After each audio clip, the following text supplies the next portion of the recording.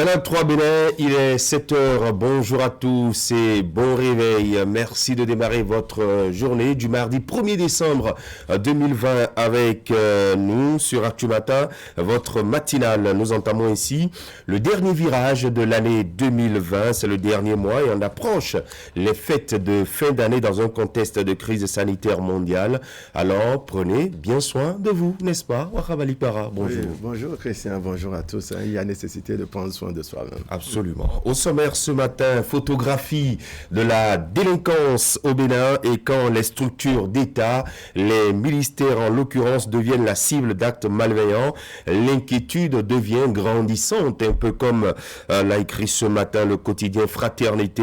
Une des directions du ministère de l'Agriculture, de l'Élevage et de la Pêche a subi la fureur des cambrioleurs. C'était vendredi dernier. Le bilan fait état de 16 ordinateurs et une moto volée. À cela s'ajoute la série d'actes de sabotage des installations, des incendies aux origines bien souvent inconnues et de petits vols de matériel dans l'administration publique. Alors, question, les structures d'État ne sont-elles pas pourvues en dispositifs sécuritaires? Qu'est-ce qui explique la montée de la criminalité à ce niveau? D'où peut-elle provenir? Qui en sont les auteurs et commanditaires et quels mécanismes pour freiner, voire éradiquer le mal? Ces questions au cœur du forum de tout à l'heure. Restez avec nous. En milieu syndical, l'heure est à la conquête des électeurs, organisation des élections professionnelles. Le processus est désormais enclenché. La Sénat, appelée à jouer sa partition, ouvre le dépôt des candidatures sur 10 jours à compter de demain, mercredi 2 décembre. Et à son président de préciser en conférence de presse hier la mission de l'organe. On va y revenir et ce sera dans nos discussions de ce matin. Dans la suite, la chronique santé avec Zakat Latunji. En fin d'édition, vous aurez votre revue de presse. Mais entre-temps, vous suivrez le mini-journal tel que préparé par la rédaction de Canal 3 Bénin. Merci de prendre ce rendez-vous. Installez-vous. Alerte! Vous avez 60 ans et plus ou bien vous souffrez d'une affection chronique? Ceci vous concerne. Le coronavirus fait des ravages surtout dans les rangs des personnes âgées. Pour vous protéger, respectez les consignes. Pratiquez l'auto-isolement. Ne sortez de chez vous que pour cause de nécessité absolue. Il y va de la préservation de votre vie.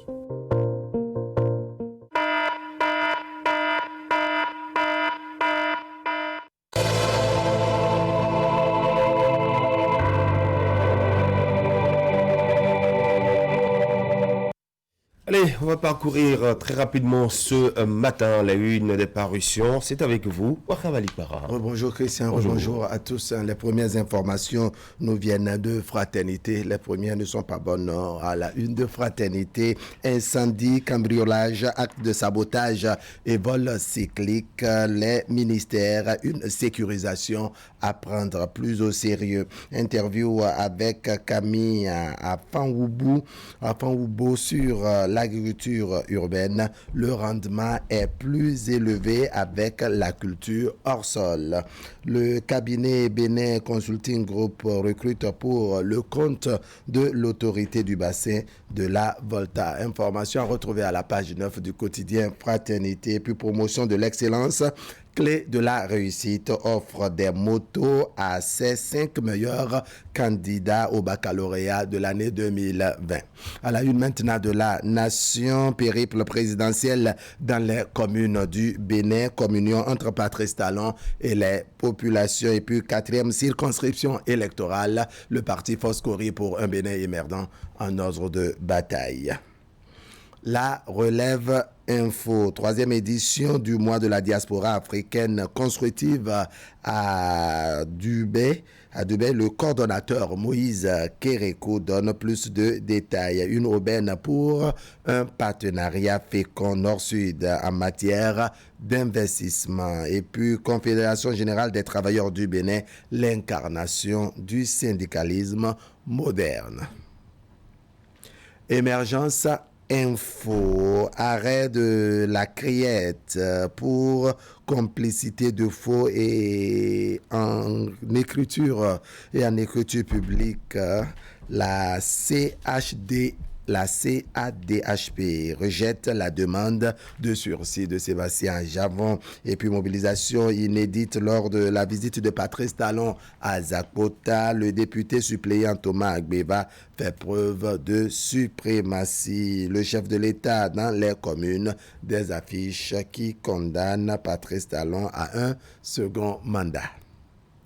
Défi Info, Bénin lutte contre la rage canine. 1326 animaux domestiques vaccinés à Hévier. Hévier, c'est dans la commune d'Abomey-Calavi. Rencontre des leaders de la 6e circonscription électorale. Georges Bada invite les aveugles à toucher du doigt les multiples réalisations du président Patrice Talon.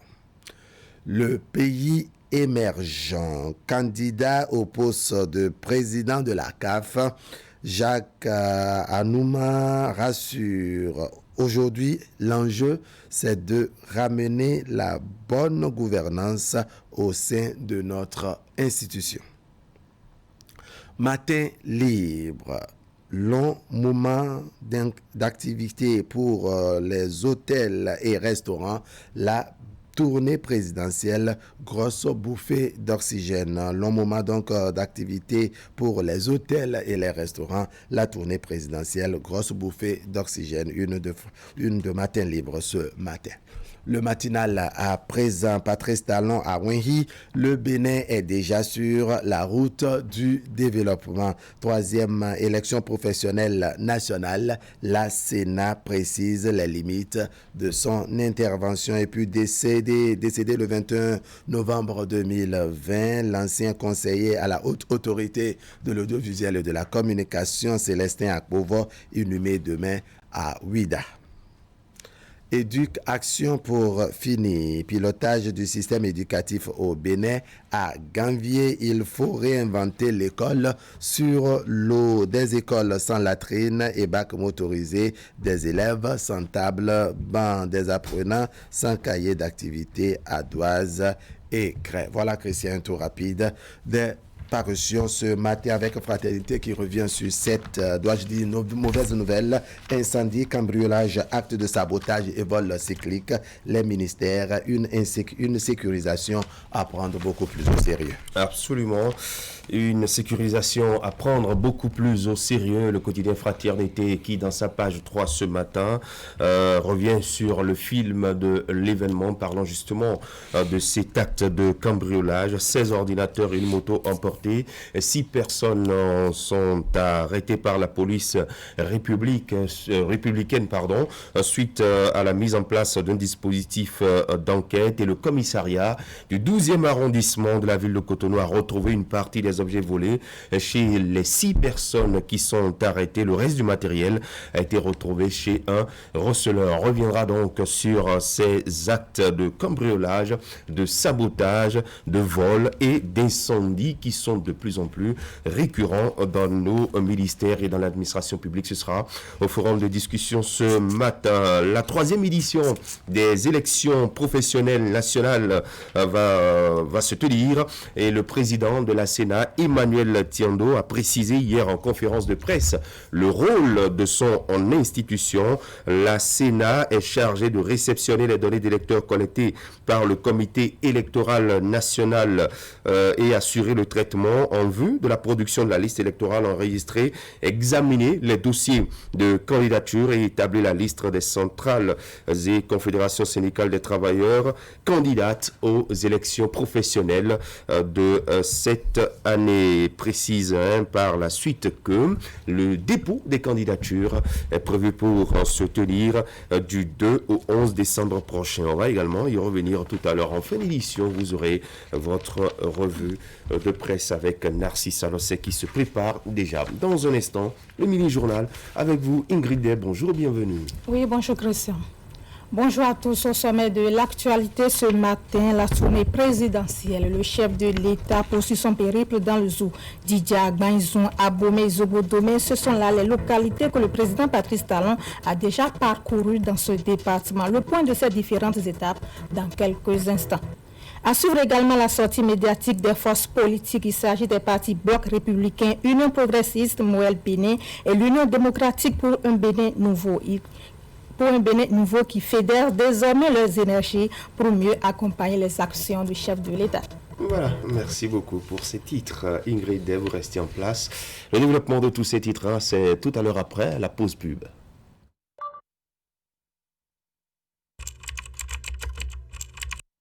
Votre chaîne Canal 3 Bénin à portée de main.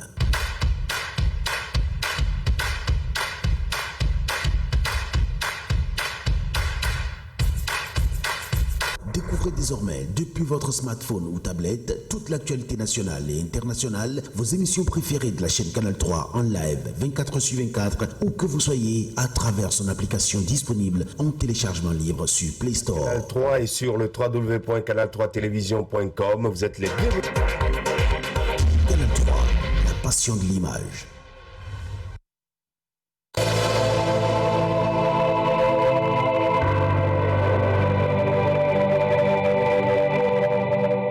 Vous l'avez vu dans les titres d'Ingrid tout à l'heure, Patrice Talon, président de la République du Bénin, poursuit sa tournée nationale de réédition de comptes à ses mandants à l'étape de Djidja dans le département du Zou. La question de la mise en œuvre de la politique nationale de décentralisation et de déconcentration.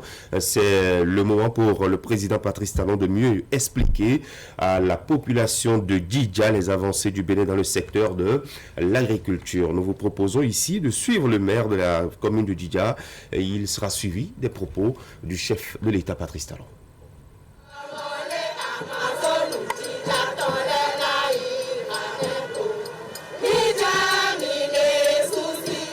Deux mois seulement après votre investiture, vous avez mis un accent particulier sur la concrétisation de la politique nationale de décentralisation et de déconcentration pour NADEC, en rendant fonctionnels les 12 départements du Bénin.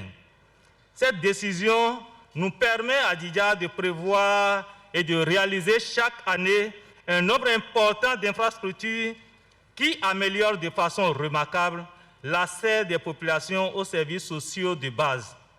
S'agissant des infrastructures routières, votre gouvernement a démarré le bitumage de la route Abomey-Djidja et de la bretelle Boycon-Mouillon pour le plus grand soulagement de nos populations abandonnées depuis les indépendances. Le slogan a donc changé et la dame qui a pris Zémidjan pour se rendre à Djidja ne vient plus poussiéreuse, mais plutôt tchéquée.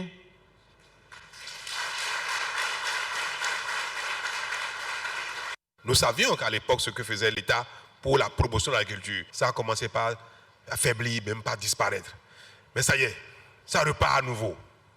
Et l'appui de l'État, le programme qui vient de commencer à peine il y a 1 ou 2 ans, mais qui va s'intensifier dans les 2-3 ans à venir, permettait aux producteurs agricoles d'avoir de plus en plus accès à la modernisation du travail agricole, à la mécanisation. Les gens seront formés. On va leur fournir des outils qui vont alléger leur travail. Des intrants, des semences. Il y a beaucoup d'endroits pour la culture maraîchère, ceux qui sont dans le riz et consorts. Dans l'histoire du Bénin, l'État n'a jamais mis autant d'argent pour financer le crédit agricole. Plus de 100 milliards, avec plus de 50 milliards de garanties que les producteurs pourront solliciter. Certains pays d'Afrique ont demandé aux banques internationales que vraiment à cause de Covid, à cause des dépenses nouvelles, à cause de l'impact sur l'économie, que de permettre que ce que les pays ont emprunté depuis et qu'ils vont payer, que d'accepter qu'on ne les paye pas. Pour pouvoir prendre l'argent qu'on utilise pour payer les dettes, on va utiliser cet argent pour faire face à nos problèmes d'aujourd'hui. Et le Bénin a refusé. Notre Bénin d'aujourd'hui là. Parce que le territoire du Bénin est petit, c'est vrai. 11 millions d'habitants. Mais nous sommes dans une grande nation, un grand peuple, un grand pays. Et nous savons honorer nos engagements. Nous savons payer nos dettes depuis. Et nous payons toutes nos dettes depuis. Vous avez dû entendre, le Bénin a levé sa voix dans le monde pour dire que le Bénin n'est pas d'accord. Que nous ne voulons pas ça. Nous allons continuer de payer nos dettes parce que c'est en payant sa dette qu'on montre qu'on est crédible, qu'on montre qu'on est riche, qu'on montre qu'on peut nous prêter de l'argent. Nous allons avec vous, Ingrid, à présent suivre les propos de quelques personnalités pris part aux échanges entre le chef de l'État et les populations du Djidja. Oui, Christian, il y a un grand progrès à Djidja comparativement aux années antérieures, nous dirons certains. D'autres réclament la réélection du président Patrice Talon en 2021 pour la poursuite des actions. On les écoute. Les régimes successifs ont fait croire que des intentions pouvaient être réalisées. Mais c'est avec ferveur, c'est avec surprise agréable que nous constatons que la route est pratiquement bitumée aujourd'hui. Et donc beaucoup de projets sont en train de prendre corps. Et donc nous sommes très positifs à Djidja par rapport à ce qui a été réalisé pendant ces 4 dernières années. Et nous rêvons, nous soutenons qu'il faut que ça se poursuive, absolument. Parce que là, quand vous voyez le début, vous devez projeter la fin. Généralement, je peux dire qu'il y a un grand progrès. Par rapport aux années antérieures, il y a un grand progrès. Je suis très heureux, je l'ai écouté. Il est vrai, Paris ne s'est pas construit en un jour. Donc, comme il a dit, tout le Bénin est en chantier et Djidja n'est pas du reste. Et on est conscient, on est rassuré. Et que tout sera fait, tout ce qu'il a dit, il va le faire. Mon message est que d'être serein et de soutenir l'action du gouvernement parce qu'il y a du sérieux dedans. Donc j'invite toute la population à le suivre et il y aura la concrétisation après. Domaine de l'énergie, domaine de l'eau, domaine agricole et domaine des infrastructures, de loisirs, de sport et avec la rigueur. Et une autre vision, une autre approche de gestion, les impôts collectés servent effectivement à la communauté. L'appel aux populations, c'est d'être serein, d'être confiant en l'avenir. Ce que je retiens, c'est que le chef de l'État, vous savez, il y a 5 ans, il était passé ici, a fait des promesses aux populations, a fait des promesses pour tout le pays. Et je pense que de manière globale, et les populations l'ont écouté maintenant dans sa reddition de comptes. Les populations, comme vous l'avez constaté dans la salle comme à l'extérieur, elles sont très satisfaites. Elles ont maintenant espoir que leur pays est sur les rails et que maintenant elles peuvent dormir pour savoir que le Bénin se développe et que leurs progénitures, c'est-à-dire ne vont pas souffrir comme elles ont souffert pendant des dizaines d'années qui sont passées. Depuis 1960, elles ont constaté, elles ont perdu espoir. Donc là, à partir de 2016, l'espoir par rapport à ce qui se fait depuis 4 ans, l'espoir renaît.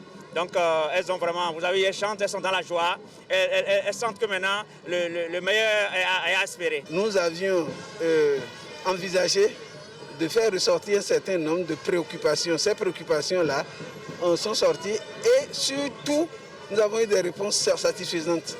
On dirait que le président était déjà préparé, il connaît nos problèmes, d'ailleurs il le connaît puisque pendant longtemps, il a travaillé dans notre zone. Et les réponses qui ont été données nous ont vraiment satisfaits. Et je crois que nous avons fait un bon démarrage au Bénin. Quel avenir vous prévoyez pour votre pays? Non, le Bénin sera vraiment révélé. Bon, la révélation du Bénin, nous l'avons commencé, mais on sera un grand pays. Tel que nous sommes partis, les bases jetées, je crois que le reste, ça nous permettra de devenir un grand pays. D'abord, nous l'avons commencé. Et je crois que encore d'ici 5 ans, 10 ans, le Bénin fera de merveilles. Allons maintenant à Gbaïzou où les actions du gouvernement Talon sont également saluées de tous. L'exécution du projet de renforcement du système d'alimentation en eau potable et la construction des marchés modernes sont entre autres les sujets abordés à cette étape. Le bitumage de la route Tofo-Lalo à Gbaïzou à Bombé-Djidja, dont les travaux avancent inexorablement. La mise en œuvre de la phase 1 du projet de renforcement du système d'alimentation en eau potable des villes d'Abomey, Oikon et des localités environnantes comme à Gbaïzou. L'achèvement des travaux de construction de 20 hangars dans le marché central, la mise en œuvre des projets et programmes gouvernementaux dans les secteurs de l'agriculture, de l'élevage, de l'éducation, de la santé et de l'énergie. L'amélioration de l'accès à l'école avec la mise en œuvre des cantines scolaires. Les réformes en cours dans le domaine de la microfinance. La création de 3 unités de commissariat d'arrondissement dans la commune. Le pari que nous avons pris ensemble ici, c'est que nous tous ensemble, dans tout le Bénin, y compris à Gbaïnzou, nous allons démontrer en 5 ans que nous sommes capables, que les enfants du Bénin, les uns et les autres, du nord au sud, de l'est à l'ouest, les enfants d'Agbaïnzou, que nous sommes des travailleurs valeureux, vaillants. On va regarder si dans tout le Bénin, notre action a commencé par porter dans tous les domaines. Nous apprécions les efforts de développement pour amener notre pays au port du non-retour par rapport au développement. À chaque jour, on est beaucoup plus engagé, beaucoup plus convaincu par rapport à l'homme de développement que nous avons choisi, par rapport au pas qu'il donne, par rapport au métronome qu'il est. Nous sommes proches du succès, de la réussite du PAG. Donc la population l'a adopté, tout comme tout le bien l'a adopté, la peuple d'Agbaïnzou l'a adopté, et nous l'encourageons à faire davantage pour le pays. À Abomey, toujours dans le département du Zou, un vif remerciement est allé à l'endroit du chef de l'État pour ses nombreuses réalisations et réformes opérées. On salue la politique de lutte contre la corruption, le régionalisme, l'injustice et bien d'autres fléaux qui freinaient le développement du Bénin. Nous pouvons affirmer que la métamorphose qu'impriment vos nombreuses actions force l'admiration. Monsieur le Président de la République, tous les Webadjavi, par ma voix, vous disent un grand merci. Merci pour votre détermination dans la lutte implacable contre la corruption, le régionalisme, l'injustice, tant de fléaux qui constituent un frein au développement harmonieux de nos régions respectives. Toute la population d'Abomey, par ma voix, vous est reconnaissante pour la prise en compte de la ville d'Abomey dans le projet inédit dénommé asphaltage, dont la première phase en cours d'achèvement a pris en compte un linéaire de 17 km sur les 50 prévus, mais étendu à environ 70 km. Ce projet rétablit peu à peu notre ville dans ses attributs de ville historique, touristique et chef-lieu du département du Zou. Le Bénin a connu un passé difficile, qui certes ne nous honore pas, mais c'est nous-mêmes, c'est notre passé, nous assumons. Nous avons été capables de faire cette mutation, de faire cette transformation tous ensemble, y compris ceux qui ont été les plus concernés par ces travers, mais ils sont aujourd'hui concernés également par la mutation, par ce changement qu'on observe. C'est la marque des grands hommes, c'est la marque des grands peuples, et j'en suis fier. Do mi do adivi chagolo adimayo mone onokuna jadivi todo jagola no to ekaso odo mi do adivi chagolo adimayo mone.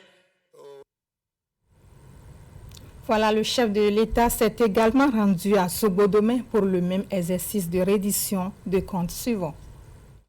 Dans le domaine de l'agriculture, l'aménagement des bas-fonds pour la riziculture à hauteur de 3 milliards a impacté plusieurs localités de Sobodomé.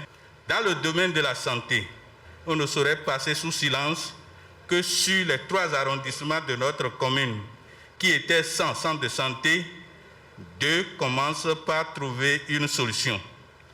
Plus de 50% de nos pistes sont annuellement entretenues grâce au programme d'entretien des pistes cotonnières. Aujourd'hui, le tronçon Kana-Wewedem Carrefour Sogbo-Alikou est presque achevé et bitumé sur environ 10 km, restaurant ainsi l'histoire qui relie Sobodomé à Abomey et à Gbaïnzou.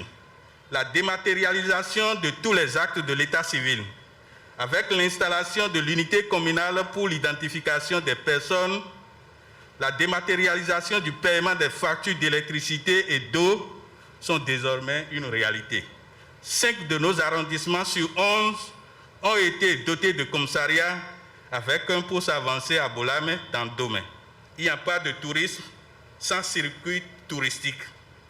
vous avez démarré en demandant la réhabilitation de la route des esclaves qui passe par Akiza.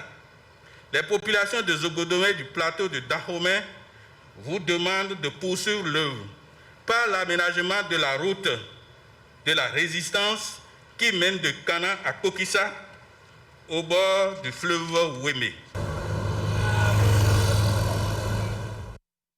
La population de Zogodomé a compris d'ailleurs d'avance et le président est revenu sur beaucoup de précisions et nous avons compris que depuis près de 5 ans, le pays était en chantier. Et la démarche que le président a adoptée doit être un exemple pour tout homme bien organisé dans sa société.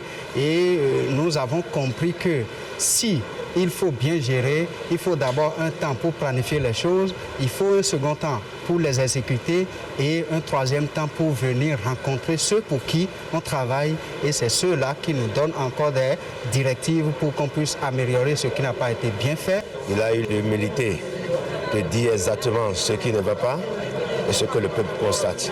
Tout est très bien et tout a suivi son péage normalement.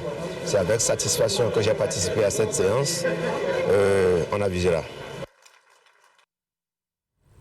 Dans la 6e circonscription électorale, les forces politiques soutenant les actions du chef de l'État fédèrent désormais leurs énergies pour plus d'efficacité dans l'action. Il s'agit des formations politiques Bloc républicain, Union progressiste, Moël Bénin et l'Union démocratique pour un Bénin nouveau. Les précisions avec Idriss Boukari et Rachid Souberou.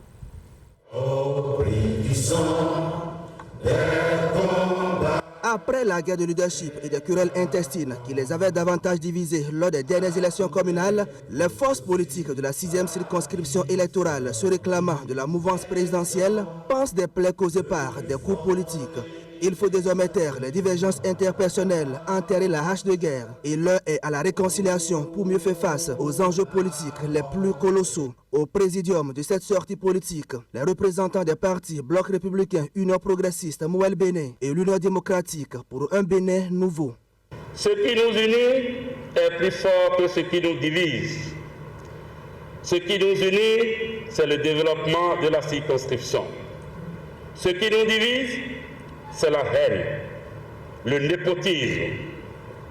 Et aujourd'hui, celui qui incarne ce développement, qui est un vœu cher à nous tous, c'est son Excellence, Monsieur le Président Talon. Aboubé Calavi Soava Eze, qui constitue la 6e circonscription électorale, se montre reconnaissante envers le chef de l'État Patrice Talon. Et les raisons sont toutes simples. Ces 3 communes ont bénéficié d'une part importante des projets inscrits dans le programme d'action du gouvernement. Quelques projets phares sont rappelés à la mémoire collective. Qu'est-ce que nous devons faire? Je me suis évertué à faire un exercice mathématique très édifiant à cet effet. Ça fait 60 ans que notre pays a cédé à l'indépendance. Dans 60 ans, combien de fois il y a 5 ans, le président Patrice Talon ayant fait 5 ans. Dans 60 ans, il y a 12 fois 5 ans. Imaginez que les performances que le président Talon réalise aujourd'hui en 5 ans avaient été réalisées chaque année, chaque 5 ans, depuis 1960. Notre pays serait aujourd'hui aussi développé que la Chine.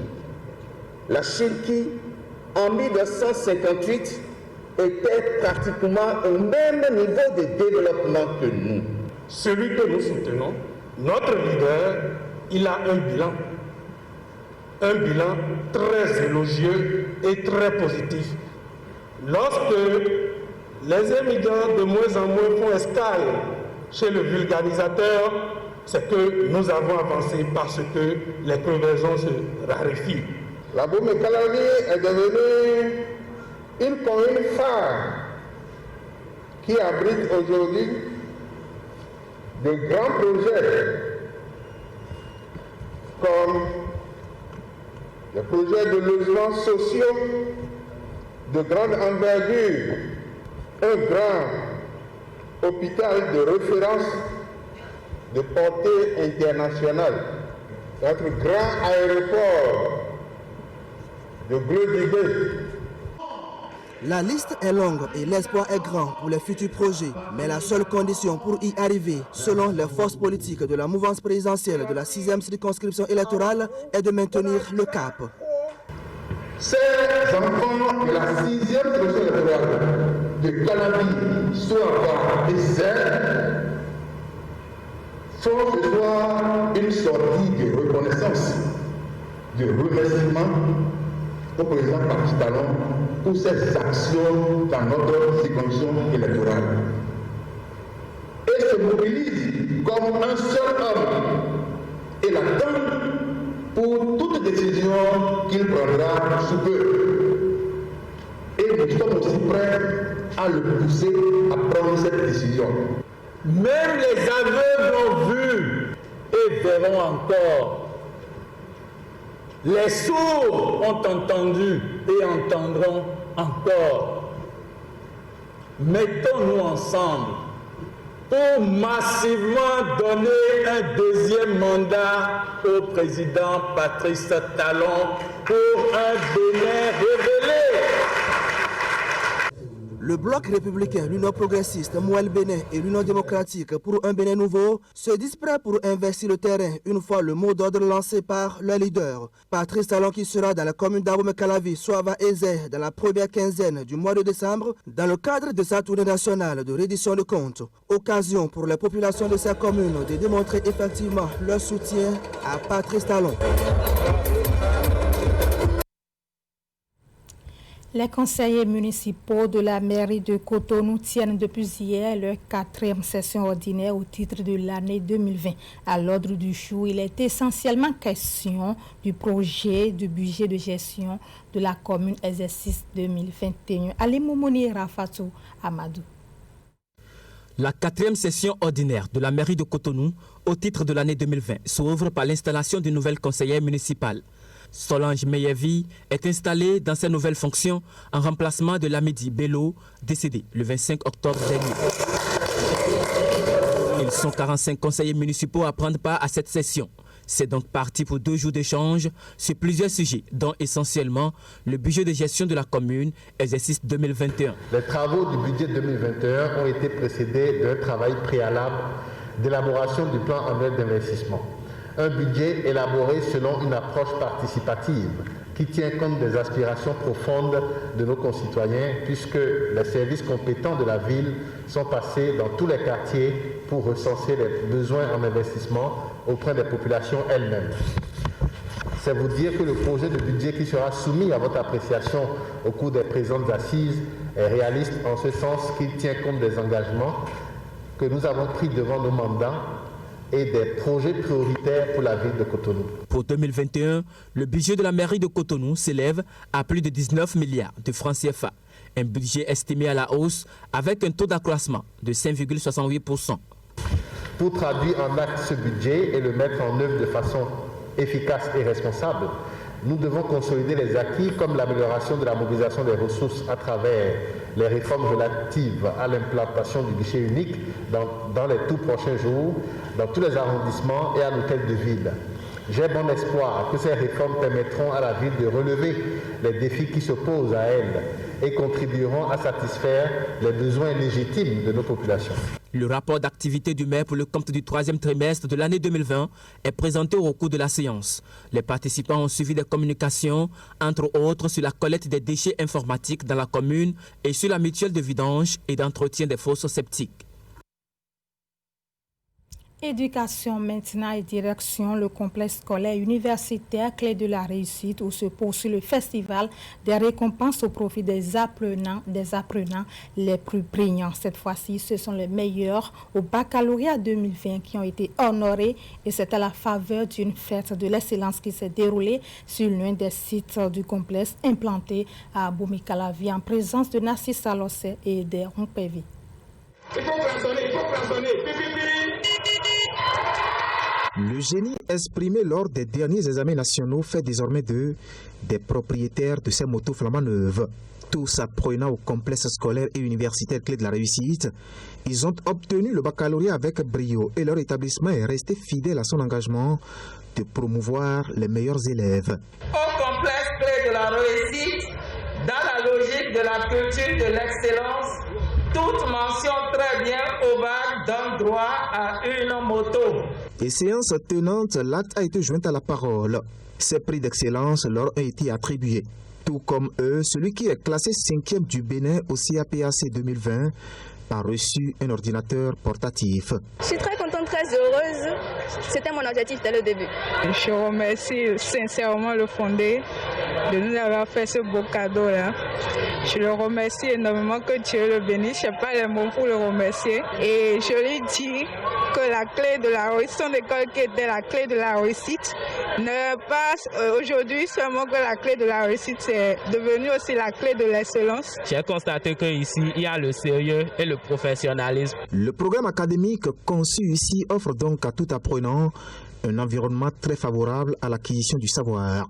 Et le tout est piloté par des enseignants chevronnés, rompus à la tâche. Il n'est pas superflu ici de vous rappeler qu'au complexe clé de la réussite, nous cultivons chaque jour l'excellence et nous luttons efficacement contre les déviances scolaires à travers une panoplie de mesures. Les années à venir, qu'on me parle de zéro déviance à clé de la réussite, que clé de la réussite me donne plus de mentions très bien. Au lieu de ces motos, je rêve d'avoir une vingtaine de motos et des élèves très assidus. Cet établissement, qui est connu pour la qualité de l'enseignement qui y est dispensé, tient ainsi à garder le flambeau de l'excellence au Bénin. D'ailleurs, tout se fait ici en parfaite communion avec Dieu. Et une fois encore, Omer Adandé-Djan et ses collaborateurs ont placé cette année académique 2020-2021 sous la bénédiction divine avec une messe d'action de grâce célébrée en marge de cette cérémonie. Clé de la réussite, c'est déjà plus de 15 ans d'expérience au service du système éducatif béninois avec des sites implantés dans l'Atlantique et le littoral et qui vont s'étendre bientôt vers d'autres régions du pays.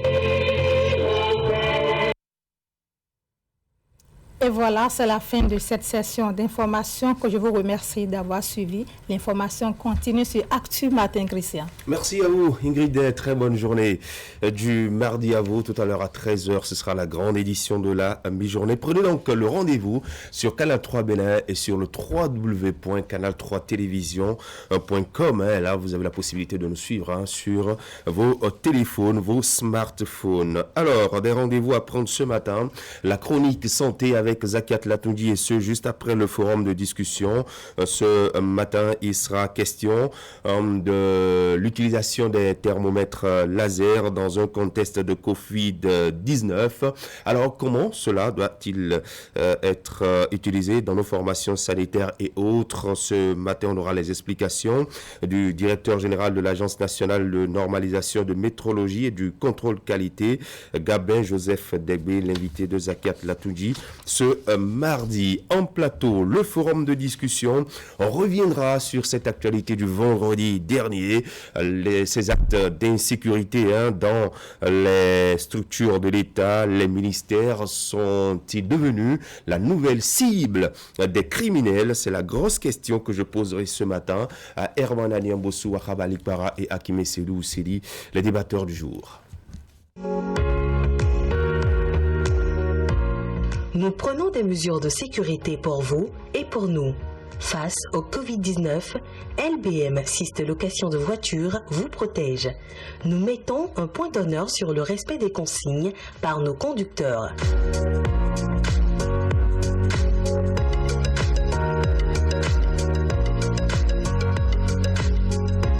Nos véhicules sont systématiquement désinfectés avant et après chaque mission.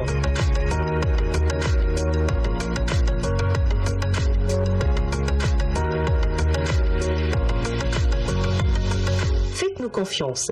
Votre sécurité, notre préoccupation. Syste LBM Location de Voitures, contact 60 60 60 63.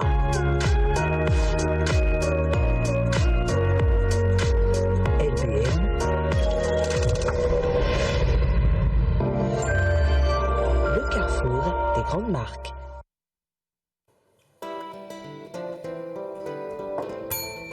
me donne des compteurs, s'il vous plaît. Je suis Situami. Je me déplace toujours avec mon bidon. Ah, il a son petit frère. Oui, papa. Ce n'est plus la peine de trimballer le 10 litres dans votre déplacement. Ils ont inventé ceci pour nos clients. Jésus est demain le vrai docteur. Et c'est toujours moins cher. Alors, le 10 litres pour la famille et son petit frère pour les déplacements. Et ça coûte combien? Le bidon est à 400 francs. Dans les buvettes, bars et maquis. Le pack de 6 est à 1500 francs seulement. C'est surtout disponible partout et sur toute l'étendue du territoire national. Chez tous les revendeurs, réclamez votre eau de comtesse à 400 francs et le pack de 6 à 1500 francs. Et pas roulez-vous. Eau comtesse, eau du Bénin.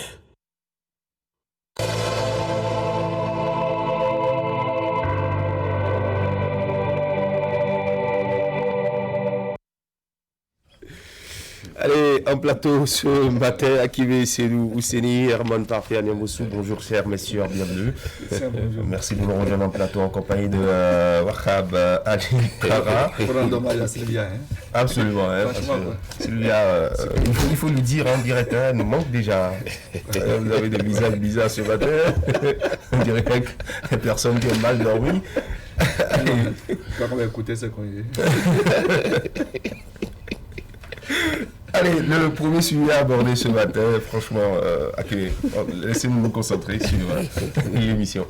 Le premier sujet à aborder ce matin, on nous parle d'actes de cambriolage dans un ministère de la République, le ministère de l'Agriculture, et ce, dans une direction, et vous savez quoi, 16 ordinateurs sont emportés, une moto de même, mais par la suite, 6 personnes sont arrêtées et puis un rustler. Dans nos ministères, nous avons des actes comme les incendies, le cambriolage, des actes de sabotage, des vols par-ci, par-là. Qu'est-ce qui peut expliquer ça, selon vous?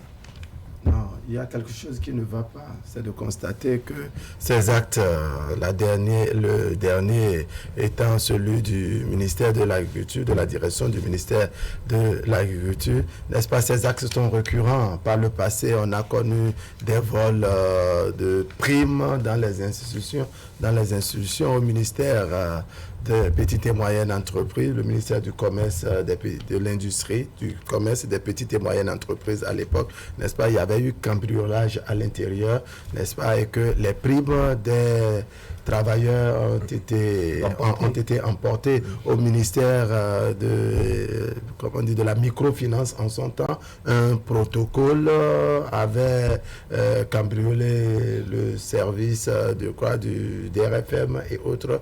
Et jusqu'à présent, il y a des enquêtes en cours dans certains cas. Dans d'autres cas, on a pu mettre la main sur d'autres. À des endroits, on n'a rien retrouvé. Il y a également ces cas où vous assistez à des incendies, on vient vous dire que c'est un câble qui a pris feu, mais chemin faisant, on constate que c'est une manière de camoufler les choses, de ne pas laisser de traces d'une mauvaise gestion à un niveau donné. En tout cas, c'est l'idée que cela donne à croire. C'est peut-être les services de sécurité qui ne sont pas à la hauteur de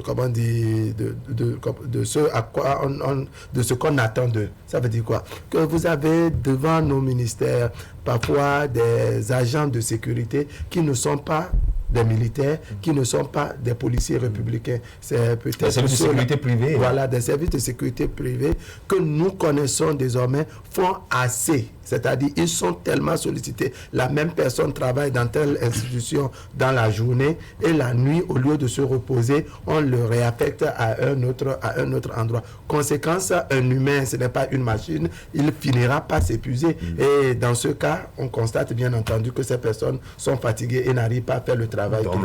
Autre chose, on constate qu'il y a également complicité à des moments donnés entre ces agents de sécurité formés au rabais et le personnel aucune de ces institutions où ces cas de vol, de cambriolage et autres sont constatés, parce que vous n'êtes pas sans savoir que quand il s'agit de rentrer dans un bureau d'un DRFM, n'est-ce pas, s'il n'y a pas complicité, s'il n'y a pas laissé aller, vraiment, il y a de quoi s'interroger sur la sécurité et même, doit dire, le sérieux de celui-là qui est responsable du bureau. Hakimi Ousseni, faut-il s'inquiéter? Il faut forcément s'inquiéter parce qu'en réalité, ces lieux doivent être des lieux de haute sécurité, bien entendu. Ça ne se comprend pas qu'on dise qu'au niveau des ministères, au niveau des directions étatiques, que nous assistons à des vols d'urgence. Soit il y a une complicité entre les agents eux-mêmes, soit ce sont les agents eux-mêmes qui s'y adonnent parce que maîtriser un peu les failles de sécurité qu'il y a au sein de la maison. Et puis, bon, voilà, ça se passe comme ça. C'est aussi vrai que les agents de sécurité privés, les agents privés de sécurité sont souvent sollicités, mais pour la plupart du temps, de plus en plus, on a que ce sont les forces de l'ordre, les militaires qui sont postés au niveau de ces différents ministères. Donc, eh bien, le système est fait tel que lorsque vous y entrez, on vous connaît en tant qu'agent de la maison, bien entendu, et donc, il y a des fouilles de façon toute particulière qui se font, et quand vous êtes en train de ressortir donc, du service, il y a qu'au même moment, voilà, les forces de l'ordre, les forces de sécurité sont là pour soit contrôler le véhicule avant que vous ne partez. C'est comme ça que ça se passe habituellement. Peut-être qu'à un moment donné, eh bien, les auteurs de ces actes qui sont dénoncés ce matin par vous et par le quotidien Fraternité ont eu le temps de se rendre compte que eh bien, la sécurité ou bien le contrôle n'est pas fait de façon sérieuse. Voilà. Parfois, vous venez avec le véhicule quand vous êtes en train de partir. Et, bon, l'agent peut-être, parce qu'il a reconnu Christian, comment ça va, bref, il vous laisse partir.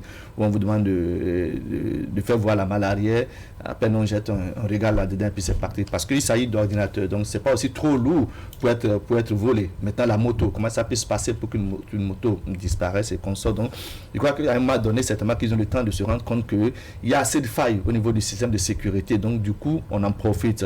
Les ordinateurs, peut-être que ce sont des portatifs qui ont été, qui sont partis comme ça. Et donc, je peux comprendre qu'il va falloir cette fois-ci interpeller qui de droit afin qu'on puisse renforcer la sécurité au niveau donc, de ces ministères et au niveau de cette direction.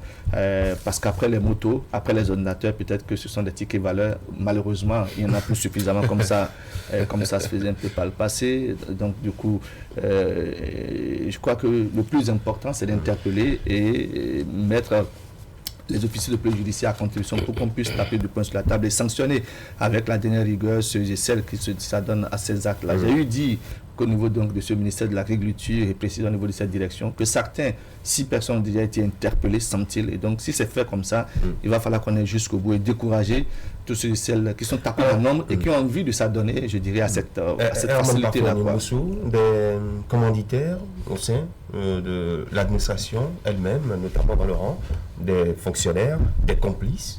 Est-ce qu'on peut déjà parler de commanditaires? Tout dépend un peu de l'intention criminelle qui a guidé la commission de ces différents actes punissables. Justement, on peut parler de commanditaires si jamais, s'il y avait les ordinateurs, vous avez parlé de 16 ordinateurs qui ont été volés, par exemple, qui ont été emportés.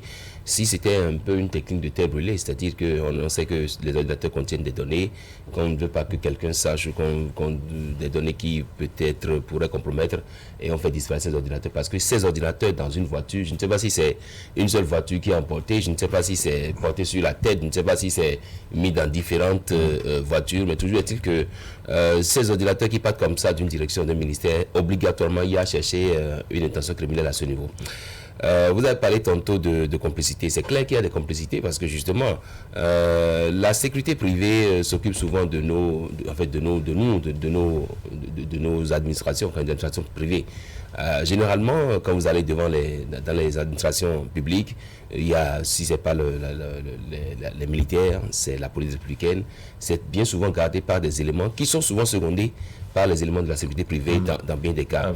Alors donc, comme nous disent aujourd'hui que des ordinateurs ont été apportés, qu'une moto a été volée, je pense qu'il y a forcément d'établir une certaine complicité. Et c'est déjà heureux de savoir qu'il y a 6 personnes qui ont été arrêtées. Déjà, sans doute que les enquêtes vont se poursuivre. Mais comme l'a dit Akimé, il faut que ces actes soient punis avec la dernière rigueur, parce que ça rappelle un peu cet incendie criminel ou ce vol qui a été commis il y a quelques années et dont le dossier a été passé en cour d'assises il y a quelques années également, où un gars s'est déguisé nuitamment, il a fait la femme et il s'est déguisé et puis il est allé cambrioler le bureau d'une autorité de ce pays. Et donc, ça rappelle des événements comme ça. Il faut qu'on en finisse une fois pour toutes. Il faut en finir et là, il faut renforcer la vigilance. Ça n'a pas lourd. On parle des ordinateurs. Peut-être qu'on n'a pas précisé que ce sont des portatifs. Il s'agit des ordinateurs. Donc, faire disparaître un ordinateur d'un ministère ou d'une direction, ça n'est pas compliqué. Non, mais il est souvent numéroté. Il y a des numéros qui sont attribués à chaque matériel dans l'administration publique. C'est d'ailleurs pour ça que c'est volé. Si ça n'était pas ça, nous ne saurions même pas que ça a été volé. Si c'était non identifié, le gars sortirait avec ça sans être interpellé. C'est parce que c'est identifié en tant que tel que on parle aujourd'hui de voler. C'est d'ailleurs pour ça qu'on a compris qu'il y a des ordinateurs qui ont été volés. Si c'est 16 et consorts, ce n'est pas difficile à être volé. Je reprécise. Si tant est qu'on a découvert la faille et que le contrôle n'est pas rigoureux, n'est pas minutieux, il n'y a rien à faire. Faire partie de l'ordinateur aujourd'hui, en faire partie demain, en faire partie après-demain, c'est pas compliqué. Les motos, s'il n'y a pas aussi une grande, comme je l'ai fait constater, une grande sécurité, une grande fouille autour, une moto d'un ministère ou d'une direction, c'est aussi identifié simplement. La personne peut sortir avec la moto sans qu'on se rende compte que c'est une moto de l'administration ou bien c'est une moto qui est en train d'être volée. Peut-être qu'on a profité de la non-vigilance des agents de sécurité pour faire partie de la moto. Donc je crois que l'élément premier sur lequel il faut mettre l'accent, c'est de renforcer ou d'interpeller les agents de sécurité au niveau de ces ministères et au niveau de cette direction pour savoir à quel moment ou bien où que ce soit les agents réglementaires, c'est-à-dire les militaires, les policiers ou les agents de services de sécurité privée. En tout cas, du moins, pour ce que je sais, c'est que dans les ministères, dans les directions, il y a beaucoup plus de militaires que d'agents de sécurité, que nos vigiles privés. Donc, je crois qu'à un moment donné, peut-être qu'on a été habitué à la manière dont ça se fait. On a eu le temps de savoir que, bon, voilà, à une certaine heure de la journée, c'est un peu plus relax, ou dans la soirée, c'est un peu trop fatigant, donc on profite, je dirais, de la fatigue des agents de sécurité. Donc, c'est un truc du genre qui aurait pu se passer. De toute la façon, je crois que le dossier il a été confié aux officiers de police judiciaire qui vont poursuivre les enquêtes. Si on a pu interpeller déjà 6 personnes, c'est qu'on va encore en interpeller suffisamment. Et puis, il faut à un moment donné arrêter la saignée pour éviter que, voilà quoi. Est-ce que vous pensez qu'on peut arrêter la saignée? Si c'est possible. On peut arrêter la saignée en renforçant davantage la sécurité. Je voudrais faire souligner à la suite de Hakim que ce n'est pas dans tous les ministères que vous avez soit militaires ou policiers. Il y a des endroits où c'est carrément des agents de sécurité privés. Donc ça pose un véritable problème parce qu'avec ces éléments... Et avec les endroits, il n'y a pratiquement personne à part le garde de l'eau qui se préoccupe. Maintenant, si la sécurité est renforcée, la surveillance est renforcée, on est un peu plus méfiant. Ça veut dire quoi? Qu'avant que vous ne sortez, n'est-ce pas, on vérifie votre mal arrière et autres, on se méfie davantage pour ne pas dire qu'on réfléchit davantage avant de venir opérer dans ce genre de cas. Quand vous prenez le cas des ordinateurs, n'est-ce pas, voler 16, même si ce sont des ordinateurs portatifs, ce n'est pas une mince affaire. Et l'essentiel est de voir quel est le contenu de ces ordinateurs. Il se peut que ce ne soit pas forcément des ordinateurs neufs, mais c'est des ordinateurs déjà utilisés qui ont un contenu qui engage, pourquoi pas, la nation, qui engage l'institution où ça a été volé. Et donc, les voleurs, dois-je dire ainsi, ont emporté ces ordinateurs. Comment faire pour coller les morceaux avec les données qu'il y a dans ces ordinateurs? C'est une grosse interrogation. Le vol de moto, il se peut que ce soit une moto donc de service garée. Qui en est responsable? À qui cette moto est attribuée pour qu'il soit si négligent et qu'on vole? Comment la sécurité, c'est que telle personne est rentrée, est une personne étrangère à la maison et sort avec une moto estampillée, ministère de l'Agriculture ou direction de temps, et que ça sort sans qu'on ne s'en rende compte. Donc ça pose un véritable problème. Le ministère de l'Agriculture même, quand vous allez, c'est des agents de sécurité privés qui sont là. Aux affaires étrangères, quand vous allez, c'est clair. Donc il y a des endroits où vous n'avez ni police, ni... C'est vrai qu'il y a à d'autres destinations, vous avez la police républicaine qui est secondée ou assistée, soit dans la journée ou dans la soirée par ces gens. Donc il s'agit de renforcer la sécurité. Il s'agit maintenant de sanctionner au besoin, n'est-ce pas, ceux-là qui s'adonnent à cette pratique public et qui sont complices. Le cas qu'on a cité, et ça s'apparente un peu à la description que Herman a faite tout à l'heure,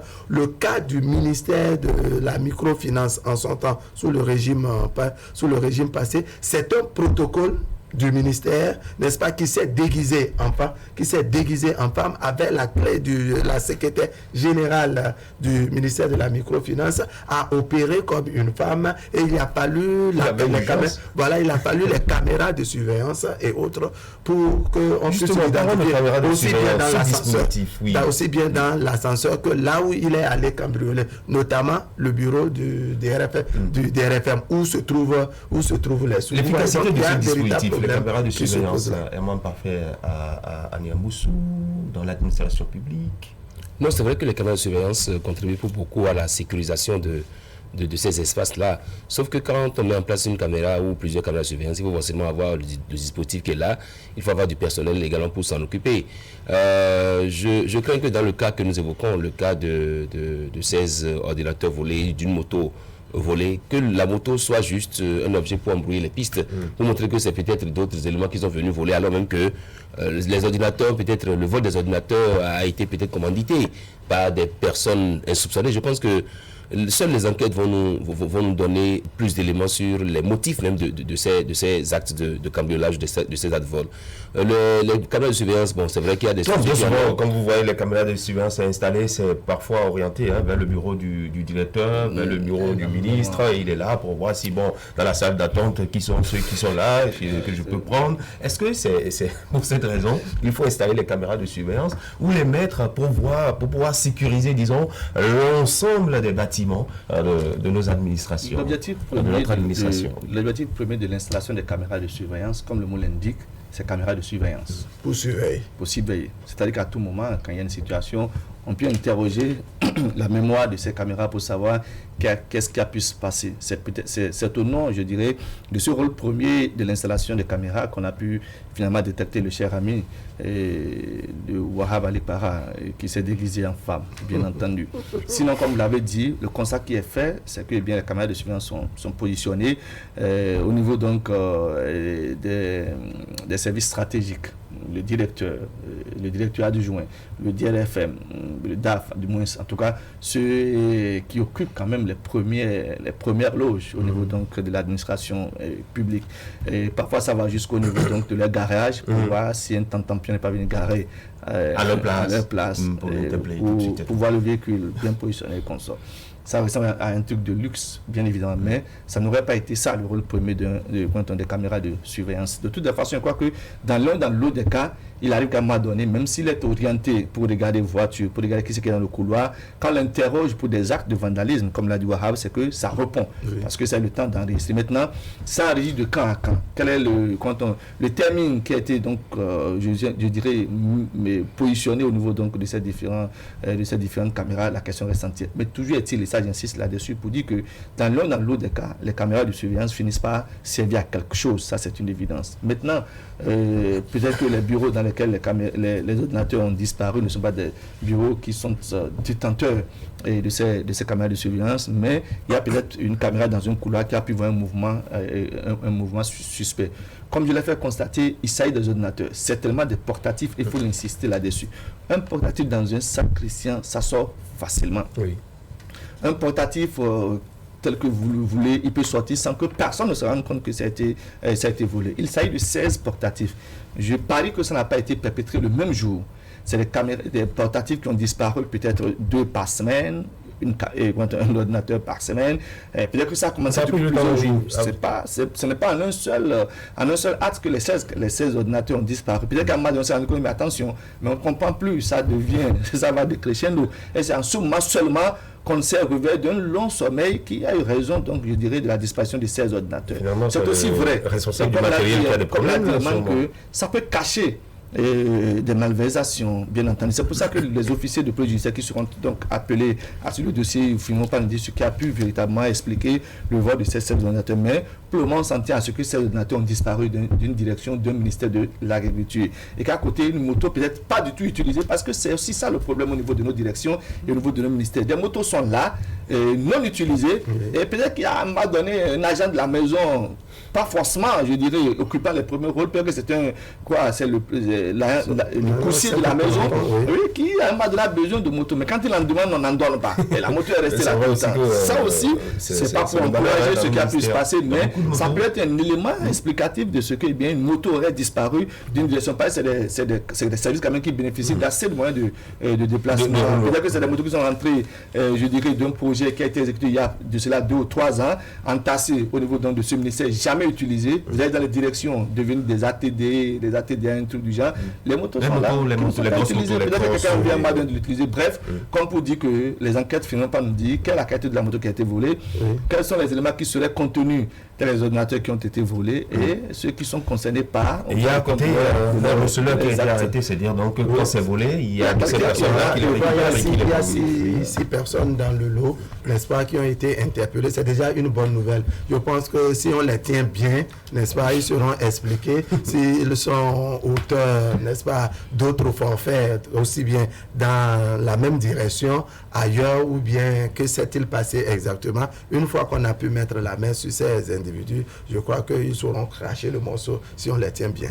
Alors, dans l'administration publique, on s'achemine vers l'aménagement des horaires de travail. En tout cas, c'est tout un travail qui se fait autour avec des échanges entre les responsables syndicaux, les délégués de personnel et bien d'autres, avec le gouvernement qui propose qu'on réaménage un tant soit peu l'horaire de travail en République du Bénin, un peu comme c'est fait dans plusieurs autres pays de la sous-région. Désormais, on pense à aller de 8h à 12h30 au lieu de, je pense, 13h30 en son temps, et de 14h à 17h. Nous, dans le privé, on n'a pas d'heure. Après, vous étiez ici depuis 6h. 14h à 17h30, et puis la pause se fera de 12h30 à 14h, sinon 90 minutes de pause. Comment voyez-vous cela si éventuellement on en arrivait là, à Kimé? Je ne donnerai pas d'explication peut-être sérieuse. Ce sont les agents de l'administration publique qui savent véritablement en quoi est-ce que ça dérangeait que de travailler jusqu'à 18h ou qu'est-ce qu'ils gagneront afin de travailler à 17h30 au lieu de 18h30. Il n'y a que 30 minutes, franchement, quoi. Je ne sais pas. Ça fait 1 heure de décalage. Ça fait 1 heure. 1 heure de décalage.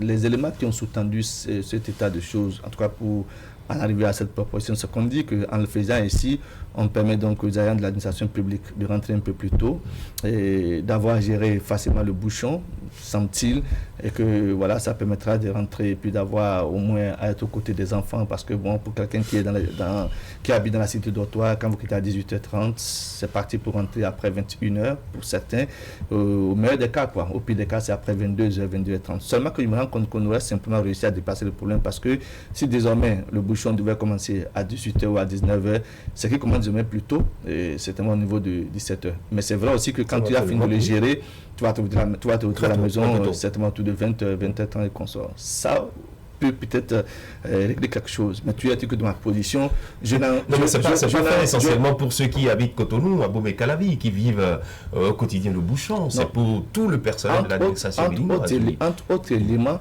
qui justifieraient le fait qu'on ait fait l'option d'aller jusqu'à 17h30, c'est parce que le bouchon s'est passé par là. C'est-à-dire que pour aller au boulot, où que vous vous trouvez, comme à Cotonou, je crois que le bouchon participe de soit à l'aller, soit du retour. Et donc c'est un élément explicatif. Secondo, on fait constater que ça permet au moins aux parents de récupérer un peu plus tôt, de se remettre encore en position de boulot déjà le lendemain très tôt. Mais j'insiste pour dire que moi personnellement, de ma position, je n'ai pas expérimenté rentrer à 16h ou à 10h30 ou à 18h.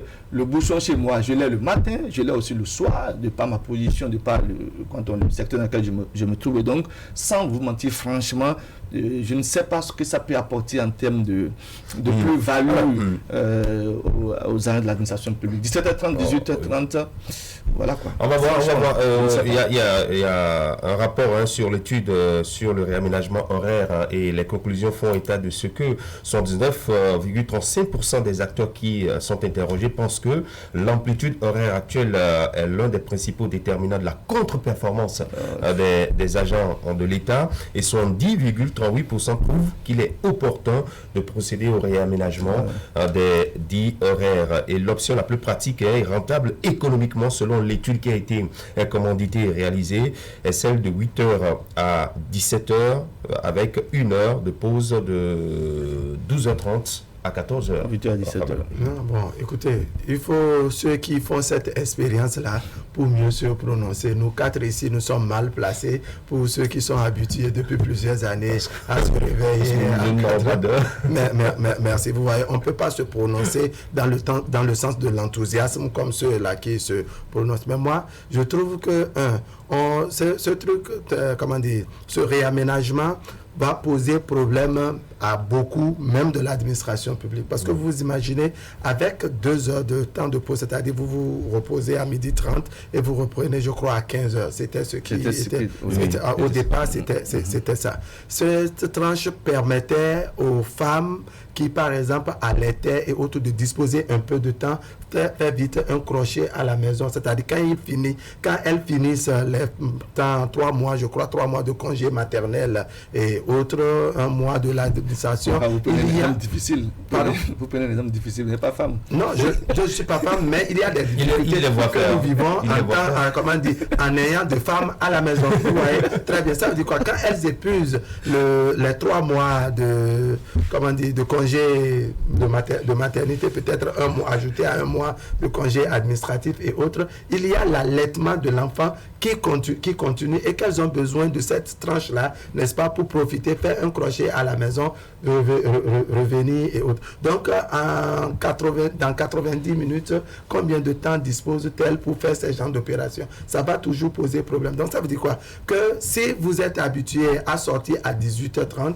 c'est que vous avez aménagé votre calendrier et autres. C'est vrai, on souhaite que les parents soient un peu plus proches et plutôt proches de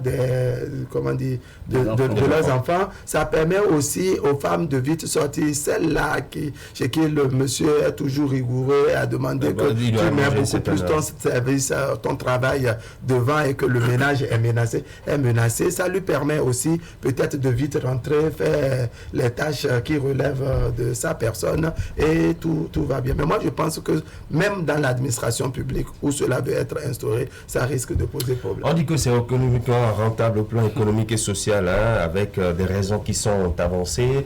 Herman Parfait à Niambossou, ça permet de sortir 1 heure plus tôt qu'auparavant pour mieux s'occuper de soi-même, de sa famille, de vite se coucher pour se réveiller tôt et être à l'heure au service, de rentrer à la maison en plein jour et en toute sécurité, un nombre de temps nécessaire pour, réduire le long temps de présence inutile sur les lieux de travail, de réduire le stress dû aux embouteillages constatés, comme il l'a signifié tout à l'heure Hakime Oussili, et de satisfaire la perception de changement attendu du public à l'issue des enquêtes d'opinion réalisées par rapport au régime horaire actuel. Est-ce que vous approuvez qu'on transforme au regard de ces raisons qui sont avancées? Non, ce qui est certain, quoi qu'étant du secteur privé, il y a quand même que nous avons des gens qui sont dans le public et sans doute que ça contribue à agir un peu sur beaucoup de familles. C'est vrai que l'enquête réalisée a révélé beaucoup d'éléments qui font que le gouvernement actuel est en train de vouloir réaménager le calendrier, les horaires de travail dans l'administration publique. Toujours est-il que parmi les éléments qui ont été relevés, on dit par exemple que quand vous sortez à 17h, ça permet de vite rentrer. Je ne suis pas sûr que ce que fait les enquêtes ait fait un tour au stade de l'amitié ou dans les bars pour constater effectivement que quand les hommes sortent du boulot, effectivement à 18h30, que leur souci est de vite rentrer à la maison. Ce n'est pas évident. C'est vrai qu'il y a beaucoup qui essaient de rentrer, c'est d'ailleurs ça qui crée des bouchons, mais une fois dans leur zone, on veut prendre un pot rapidement avant de rentrer à la maison. Moi, après beaucoup d'années d'horaires pratiqués et qui aujourd'hui font appel à ce réaménagement, moi je m'attendais à ce qu'on réaménage vraiment en profondeur.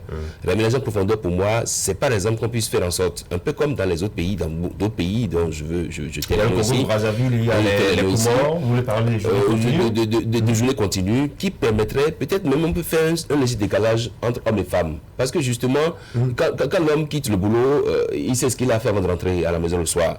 La femme, par contre, doit s'occuper des enfants à la maison. Parce que justement, aujourd'hui, vous constatez qu'avec la modernisation à outrance de nos villes, de nos comportements, maman quitte la maison le matin, papa quitte la maison le matin, il quitte peut-être la maison à 6h30 pour éviter le bouchon de Calavi ou le bouchon de beaucoup d'autres villes. Et donc, les enfants sont laissés à la merci de la bonne dame à la maison. On ne sait pas si les enfants sont brossés les dents, on ne sait pas si les enfants sont bien lavés. Les enfants vont au boulot. À midi, maman ne sait même pas ce que les enfants ont pris comme déjeuner. Elle rentre le soir à 23h ou à 22h si elle sort vite du boulot, pendant que pas aussi il est en ville. Ça veut dire quoi? Ça veut dire que nous contribuons ainsi à ne pas éduquer correctement nos enfants. Et ces enfants qui sont demain l'avenir de l'homme. Et donc je pense que pour ma part, il faut réaménager en profondeur ce calendrier-là pour permettre peut-être aux femmes, pour faire un léger décalage avec les femmes. Si vous avez le même grade, non, le même salaire. Oui, je pense que oui, on parle un peu trop capitalisme ici, on dit même grade, même boulot, mais il faut voir l'avenir de demain. Il faut voir ce qu'on réserve pour demain. Quand nous sera parti, quel type d'enfant, quel type de citoyen voulons-nous laisser dans ce pays? L'enfant qui se lève le matin, qui ne voit pas ses parents, qui est laissé à la merci. Et je vous cite l'exemple de cette dame-là, dont la bonne a entraîné les enfants dans le baba. Elle a payé 2 enfants parce que la bonne dame était atteinte du VIH-Sida. Nous célébrons aujourd'hui la journée internationale contre le sida. Et elle a entraîné deux enfants de cette dame-là dans le tuyau. Les enfants sont morts après. Et donc, en fait, c'est qu'on laisse tellement la vie de nos enfants entre les mains des bonnes que je pense qu'il faut un réaménagement profondeur du calendrier, parce que vraiment on ne peut pas tout avoir juste un instinct capitaliste et dire au même grade, même homme, même boulot, même service. Non, il faut qu'on aille. Non, je crois que c'est vrai que ça ne devrait pas manquer de pertinence clairement énumérée, mais c'est une évidence que capitalisme ou pas, hommes et femmes sont égaux.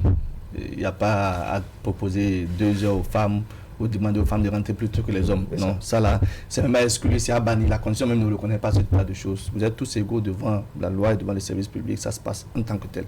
Si votre femme, vous avez envie qu'elle rentre tôt, qu'elle n'aille pas dans le service public, qu'elle soit commerçante, et elle peut disposer de ses heures, et comme elle veut, elle peut quitter la maison à 10h, à 15h, et rentrer un peu plus tôt, ainsi de suite, et s'occuper des enfants. Il y a ça là, c'est chacun aménage son foyer par rapport, je dirais, à l'éducation de ses enfants. C'est aussi vrai qu'aujourd'hui, de plus en plus, on confie la garde de nos enfants à des nounous, mais je crois que pour la plupart des parents, je n'en dis pas suffisamment, qu'ils n'aient pas souvent des regards attentionnés vis-à-vis de leurs enfants.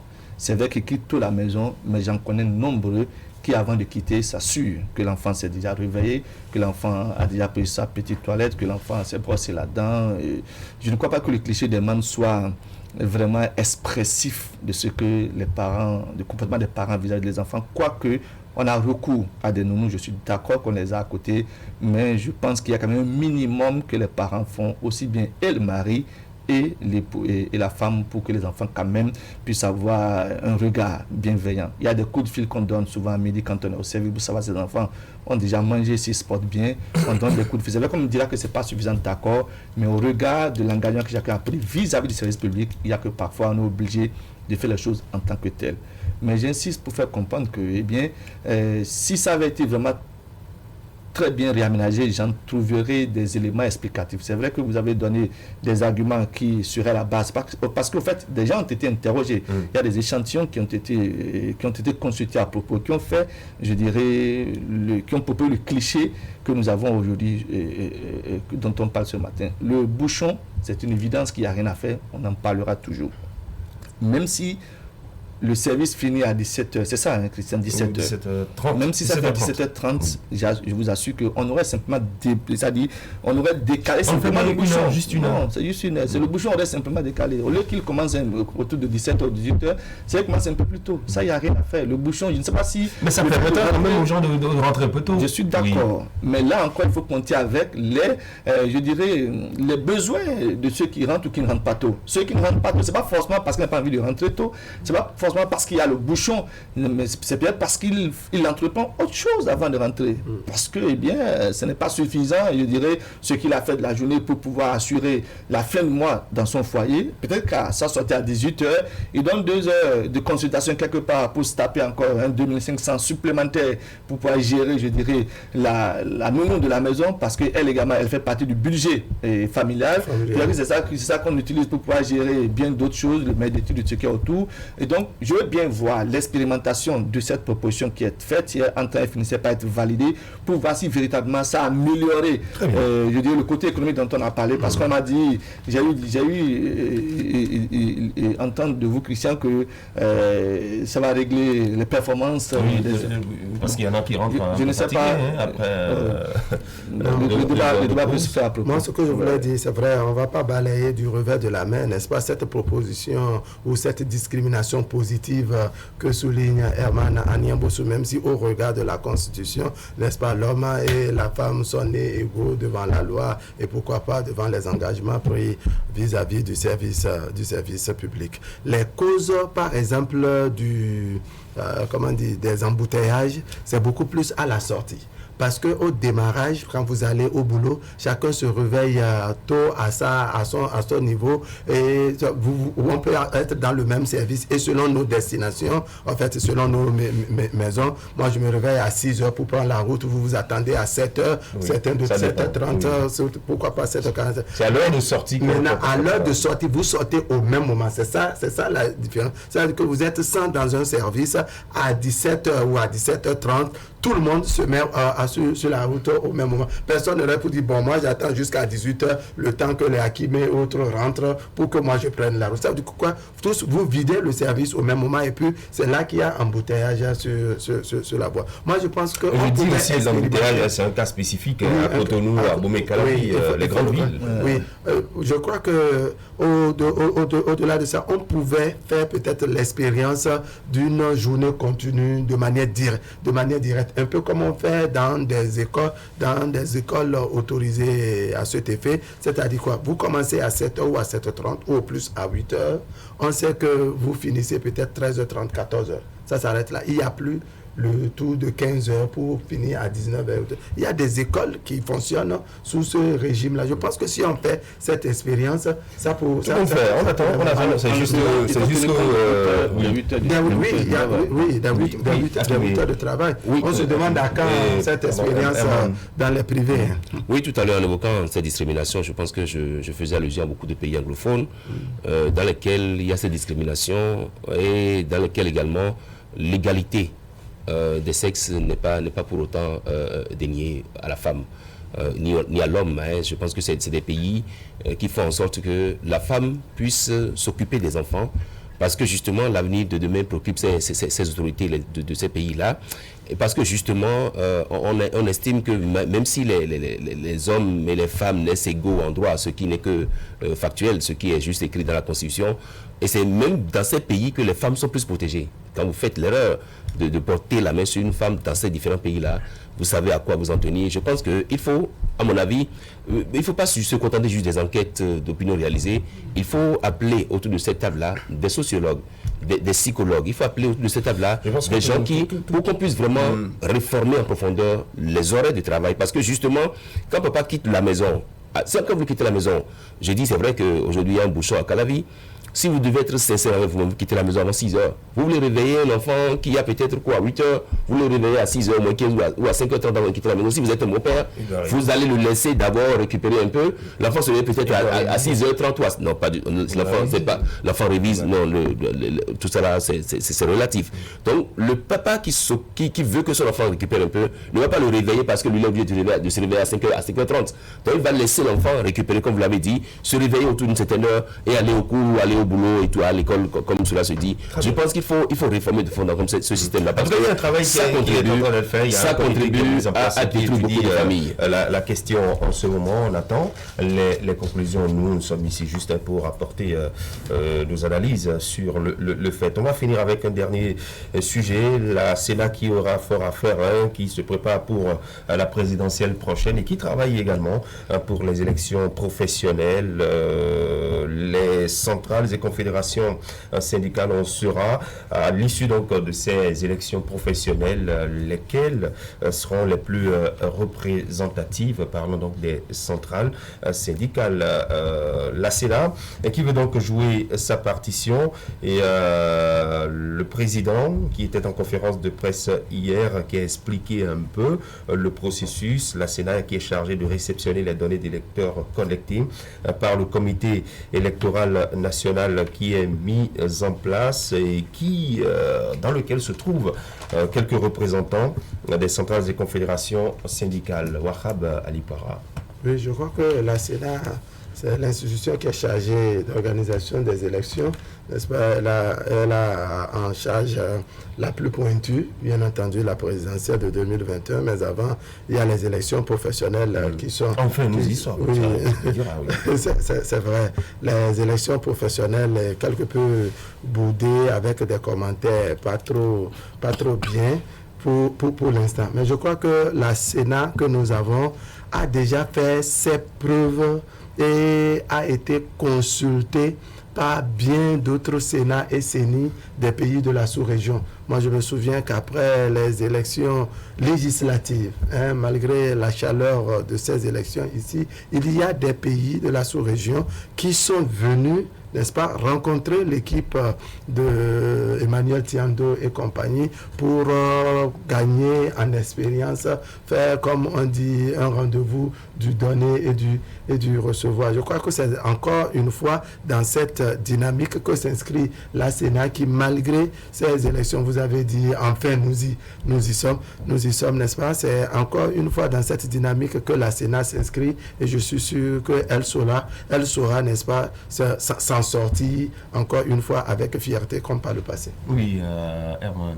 Nous parlons ici de l'élection professionnelle. C'est vrai que ça met en compétition les centrales syndicales qui sont là, les 7 centrales qui sont là, pour voir laquelle parmi elles est plus représentative. C'est vrai que les critères désormais pour être mieux représentés sont un peu plus corsés, 20%.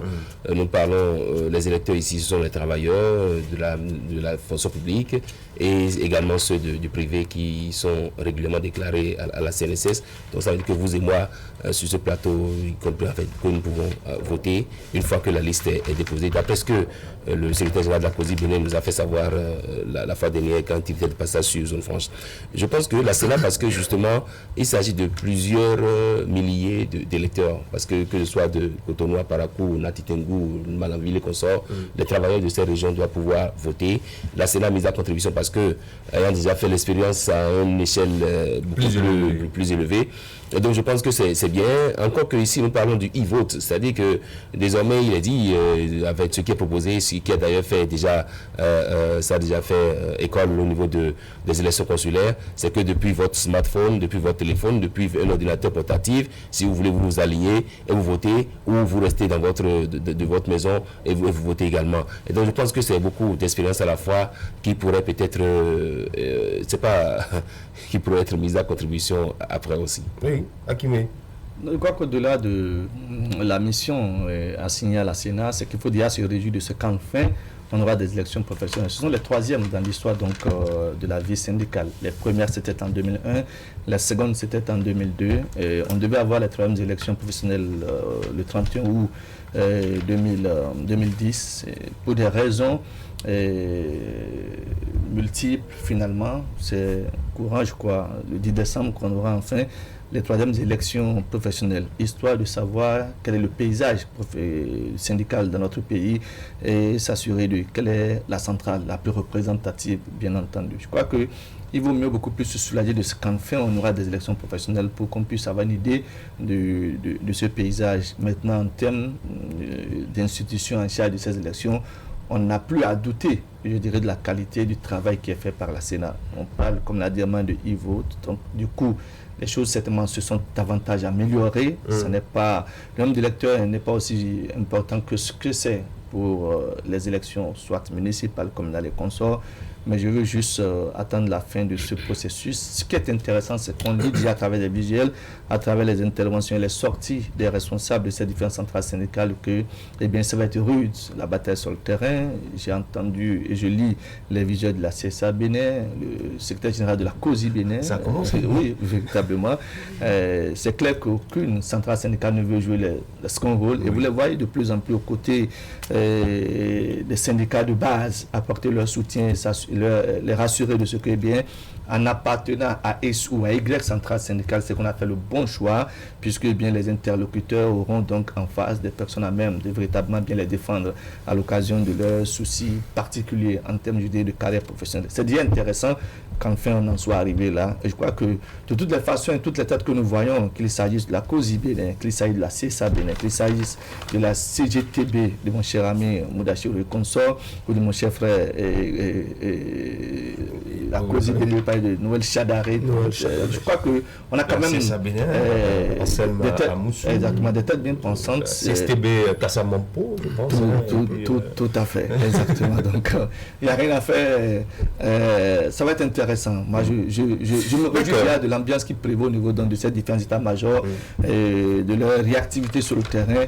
Et j'avoue que c'est tout bénéf pour les travailleurs béninois. Le dépôt des candidatures, c'est à partir de demain, 2 décembre. La clôture, ce sera pour le 11 décembre prochain. Eh bien, merci beaucoup, messieurs. Merci d'être passés sur ce plateau.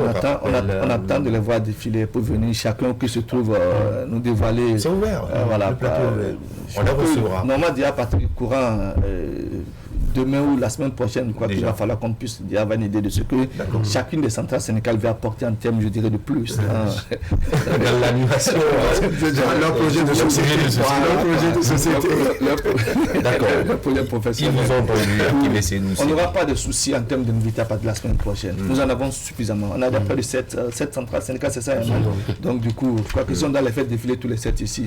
Franchement, quoi. Il va être même intéressant de faire, même pourquoi pas, des duels. C'est-à-dire un Ansel Mamoussou face à un Noël Chadaré ou un Kassamampo. Ça va faire fort. Qu'est-ce que vous en pensez? Le plateau, pourquoi pas? On sera servi la semaine prochaine. Ça va faire fort. Oui, très fort d'ailleurs. Merci beaucoup. Wakhavali Para, Kimesi Moussini, Herman Parfait, Anemossou. Très bonne journée du mardi. On se retrouve de l'autre côté tout à l'heure. La suite d'Actu Matin avec la chronique santé Zakiat Latouji qui va nous faire découvrir les thermomètres laser dans ce contexte de Covid-19. Quelle utilisation en fait-on dans les formations sanitaires et autres endroits où c'est utilisé désormais en raison donc de la pandémie du coronavirus? Elle reçoit ce matin Gabin Joseph Degbi, le directeur général de l'Agence nationale de la normalisation, de métrologie et du contrôle qualité. Ce sera juste après cette pause.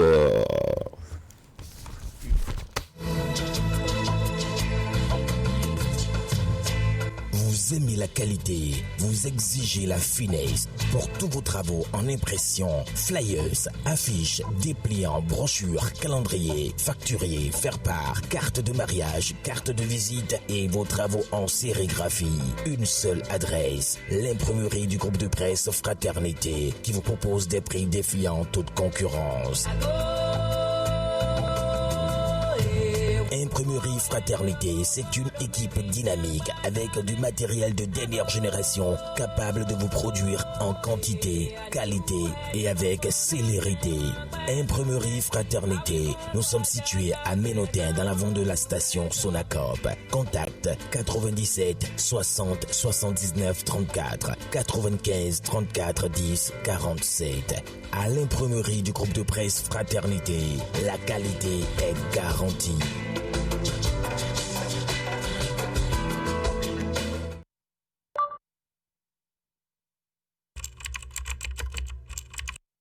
Votre chaîne Canal 3 Bénin à portée de main.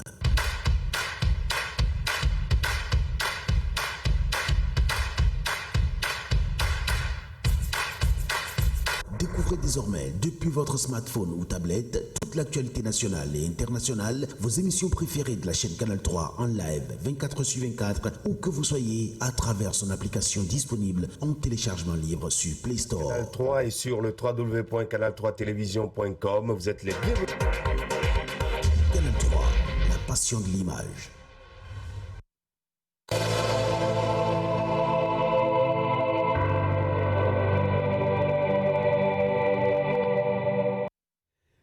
Allez, la chronique santé de ce jour. Oui. Aujourd'hui, c'est bien sûr le 1er décembre.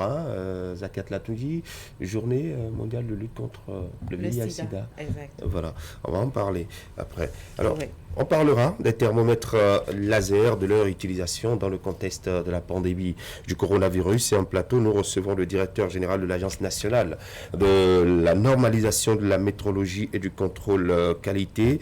Allez, Zakat. Bonjour Christian, bonjour à tous ceux qui sont avec nous, comme chaque mardi, pour parler de... Bonjour monsieur le directeur général, comme Christian l'a dit, vous êtes directeur général de l'Agence nationale de normalisation de métrologie et du contrôle qualité. Oui. Alors ce matin avec vous, nous avons voulu aborder un sujet quand même important, l'utilisation des thermomètres laser. Oui. Dans le contexte de la COVID-19, presque partout, dans beaucoup d'endroits aujourd'hui, les banques, les centres de santé, des institutions, beaucoup d'endroits, on contrôle votre température avant de vous laisser, avant de permettre ou non votre accès au niveau de la structure. Pourquoi? Parce qu'on veut voir si vous avez un état fiévreux ou non, vu que ça fait partie un peu des symptômes de la COVID-19. Alors, ces thermomètres qu'on utilise pour la prise de température doivent normalement répondre à des critères, doivent être contrôlés. Oui. Et c'est justement pour ça que l'agence est là. Alors, quel est vraiment le rapport qu'on peut faire entre votre agence, l'agence que vous dirigez, et l'utilisation de ces thermomètres laser? D'accord, merci, madame. L'Agence nationale de normalisation, de métrologie et du contrôle qualité est l'organisme en charge de la métrologie, de la normalisation, de la certification volontaire et des activités connexes de promotion de la qualité.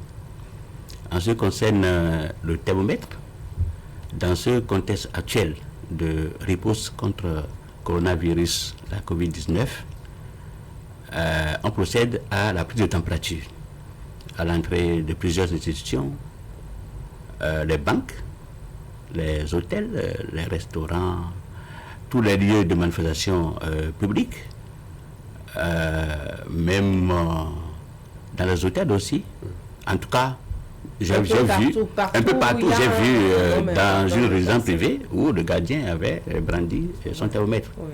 Il s'agit là des thermomètres laser ou thermomètres infrarouges sans contact qui évaluent la température à travers le rayonnement du corps humain et évaluent cette température avec plusieurs mesurages et en quelques secondes, ils affichent la valeur la plus élevée.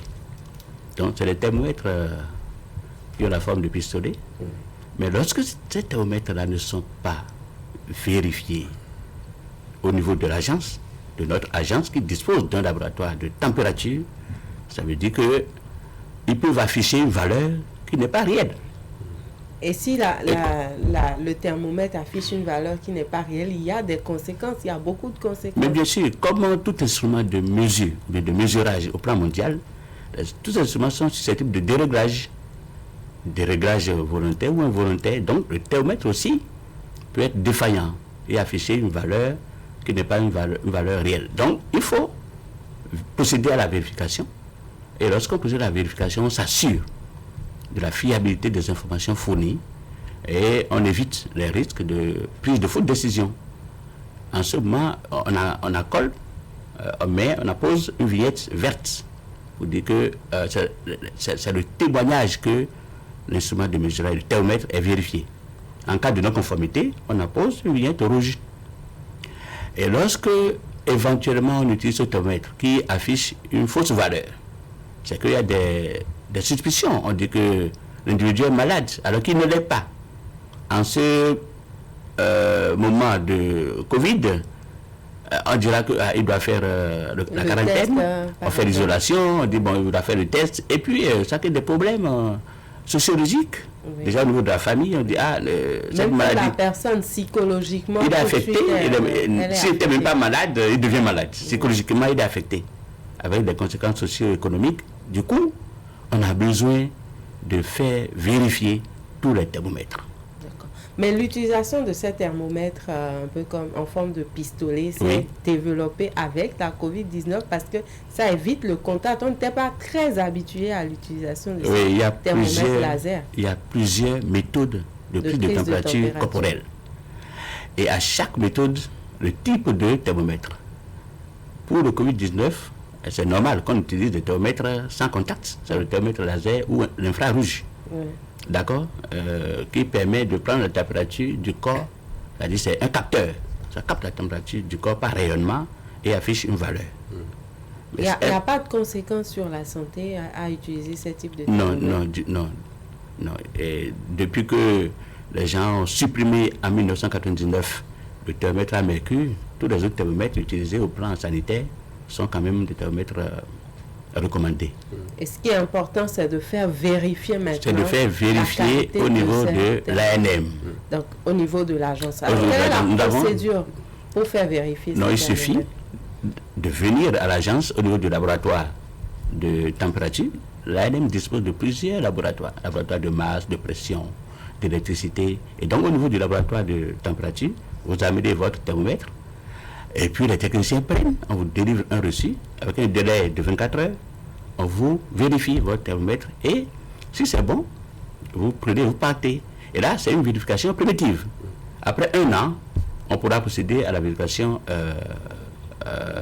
périodique. D'accord. Donc, dans un délai d'1 an, on fait encore une vérification. Mais alors, moi, citoyen lambda, qui, pour des raisons quand même de sécurité sanitaire, je décide de contrôler la température de toutes les personnes qui ont accès à ma maison. Est-ce que je peux venir déposer mon thermomètre pour contrôle? Tout individu, tout citoyen peut venir librement, sans contrainte, déposer son thermomètre pour effectuer le contrôle, la vérification. Parce qu'il n'y a pas cet endroit aujourd'hui où vous allez pénétrer sans la prise de température. Je dis, même dans les pharmacies où se vendent ces thermomètres, on procède à la prise de température, banque, hôtel, restaurant, tout lieu, dans les supermarchés et dans les résidences privées.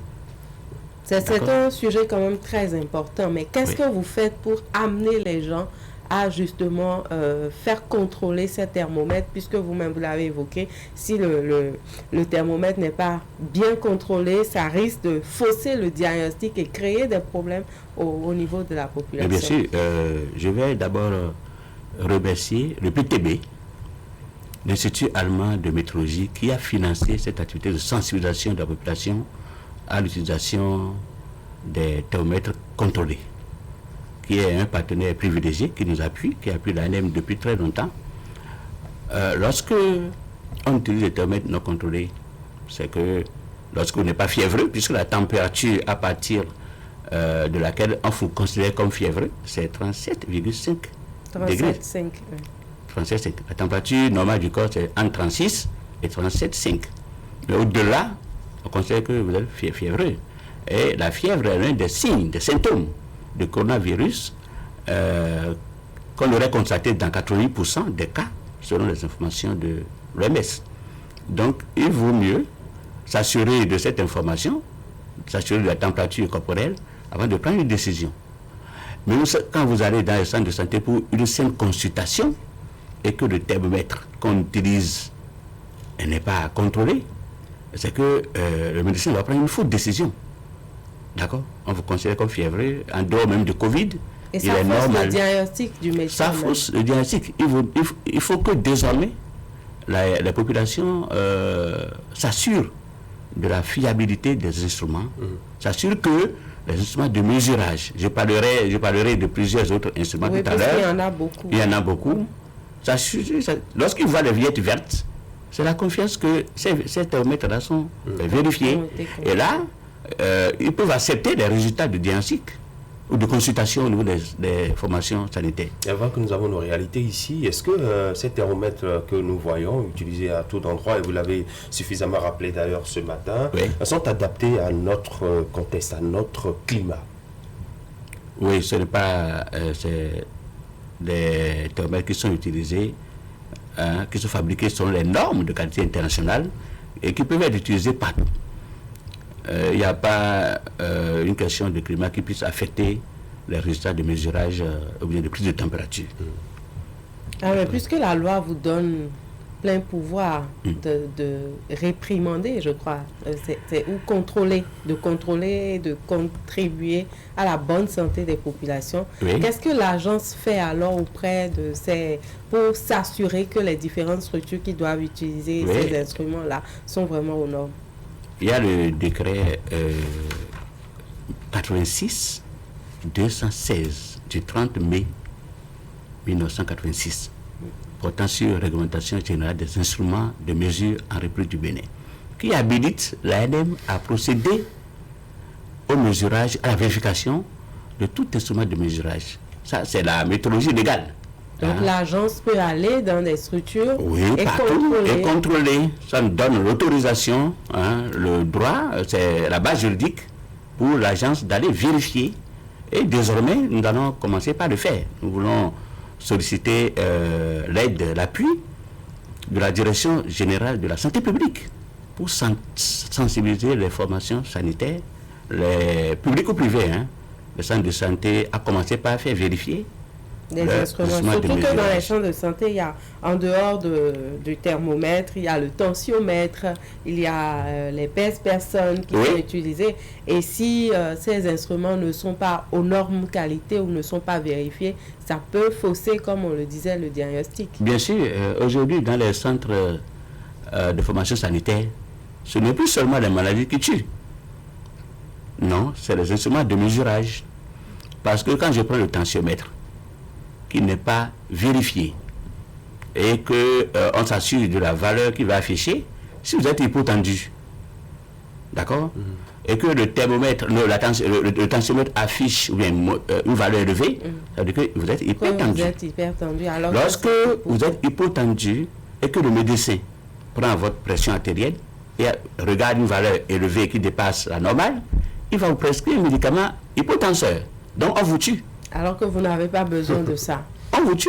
Alors le contrôle que l'agence va faire prochainement au niveau de cette structure-là va aboutir à quoi? La sensibilisation ou la répression? On commence par la sensibilisation. Parce que l'ANM envisage de procéder à une extension de ces activités pour couvrir tout l'étendue du territoire national.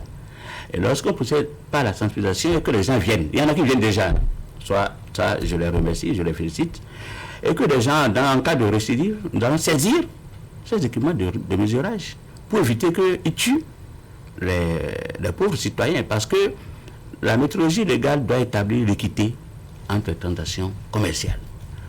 Entre le malade, qui est un client, et le médecin traitant, ou bien qui est un fournisseur, il fournit une prestation.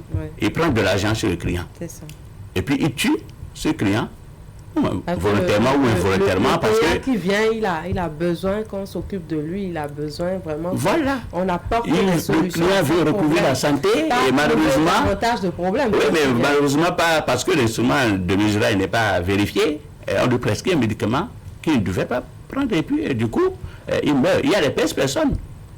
Lorsque vous allez et que on dit posez-vous sur la personne, si vous étiez à 68 kilos et que la personne affiche 120, ça veut dire que vous êtes obèse.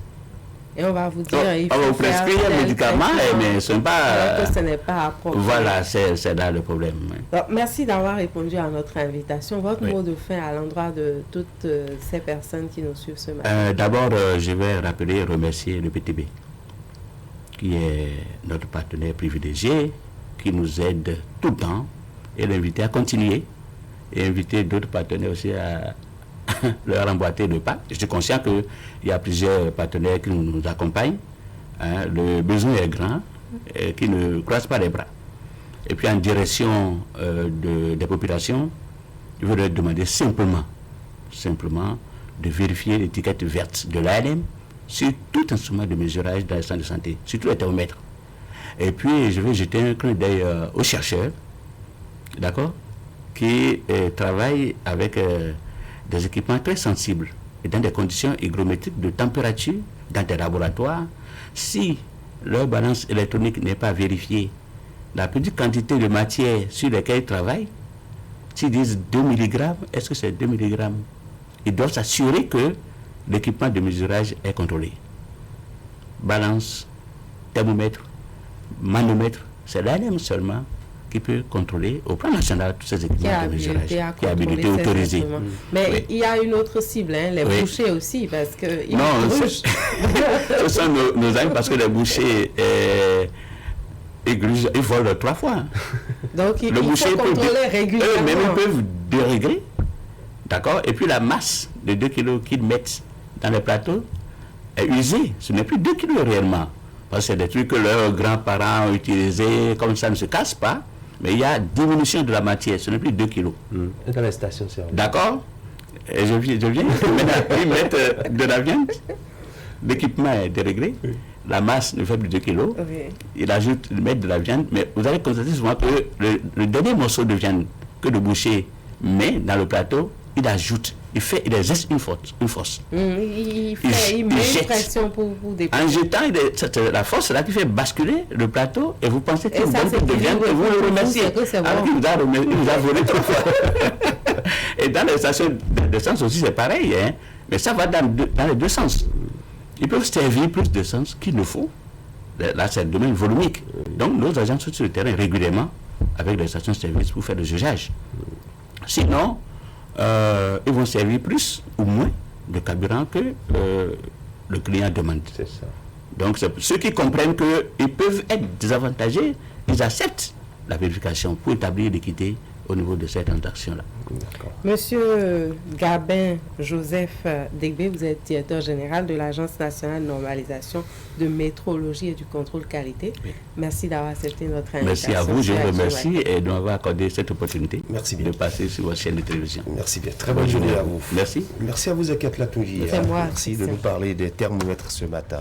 Mesdames et messieurs, vous restez en place. Nous allons observer la pause transition. Juste après, ce sera votre revue de presse avec Narcisse Alossé qui a lu pour nous la presse nationale ce matin. Alerte coronavirus. Le coronavirus est une maladie respiratoire grave qui se manifeste notamment par une toux sèche, le rhume, une forte fièvre, des difficultés respiratoires. Si vous ressentez l'un quelconque de ces symptômes, que faire? Restez chez vous et appelez immédiatement le SAMU au 95 36 11 04 ou au 95 36 11 02 pour être pris en charge gratuitement. Attention, ne sortez pas. Attendez que les agents viennent à vous. N'allez pas dans une structure de santé, ni dans une pharmacie, ni chez votre médecin traitant. Vous contribuez ainsi à maîtriser la pandémie.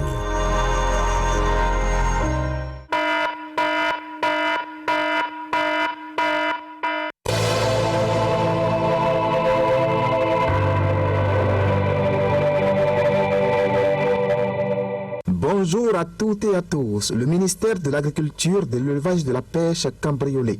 L'information est dans les colonnes du quotidien Fraternité. Selon le journal, les malandrins auraient emporté 16 ordinateurs et une moto. Mais mal leur en a pris, puisque quelques-uns parmi eux ont été rattrapés par la police républicaine, renseigne la publication, qui ajoute qu'une partie des objets volés a été retrouvée chez eux et le reste chez un receleur. Les mises en cause seront présentées au procureur de la République près le tribunal de première instance de Cotonou pour le reste de la procédure. Mon confrère, lui, va au-delà de cette procédure et s'offusque des cas de cambriolage au niveau de l'administration publique béninoise. Des cas qui, poursuit Fraternité, révèlent au grand jour les failles du dispositif sécuritaire dans l'administration publique en général et dans les ministères en particulier. Des lieux où séjournent pourtant des biens matériels, de l'argent, mais aussi des documents importants pour le bon fonctionnement du service administratif. Plus loin, rappelle mon confrère, il y a eu par le passé des cas d'incendie dont les origines ont souvent fait l'objet de polémiques, puisque pour beaucoup, ils apparaissent plutôt comme des actes de sabotage. Mais au-delà de toute considération, le quotidien Fraternité pose l'épineuse question de la qualité et de la moralité de ces agents de sécurité postés devant ces ministères et conseille à l'État de prendre plus au sérieux la sécurisation de ces structures. Le quotidien Le Matinal, lui, s'intéresse plutôt à la tournée nationale initiée par le chef de l'État depuis le 12 novembre dernier. Et c'est déjà la 14e journée de cette tournée, renseigne le journal, qui nous rend compte de l'étape de la commune de Ouenhi dans le département du Zou. À cette étape, écrit le Canard, Patrice Talon a expliqué aux populations son approche de développement du Bénin. Et au regard des performances réalisées en moins de 5 ans, il a assuré que le Bénin est sur la route du développement, pointe le matinal. Le quotidien La Nation, lui, constate au cours de cette tournée présidentielle dans les communes du pays une communion entre Patrice Talon et la population. Pour le quotidien Matin Libre, cette odyssée du chef de l'État est une occasion de gros chiffres d'affaires pour les établissements hôteliers du pays. Des établissements qui, en croient le journal, ont connu un regain d'activité depuis le début de ce périple de Patrice Talon à travers le pays. Long moment d'inactivité pour les hôtels et restaurants, la tournée présidentielle, grosse bouffée d'oxygène, s'exclame Matin Libre. Dans la suite, ce matin, les élections professionnelles nationales.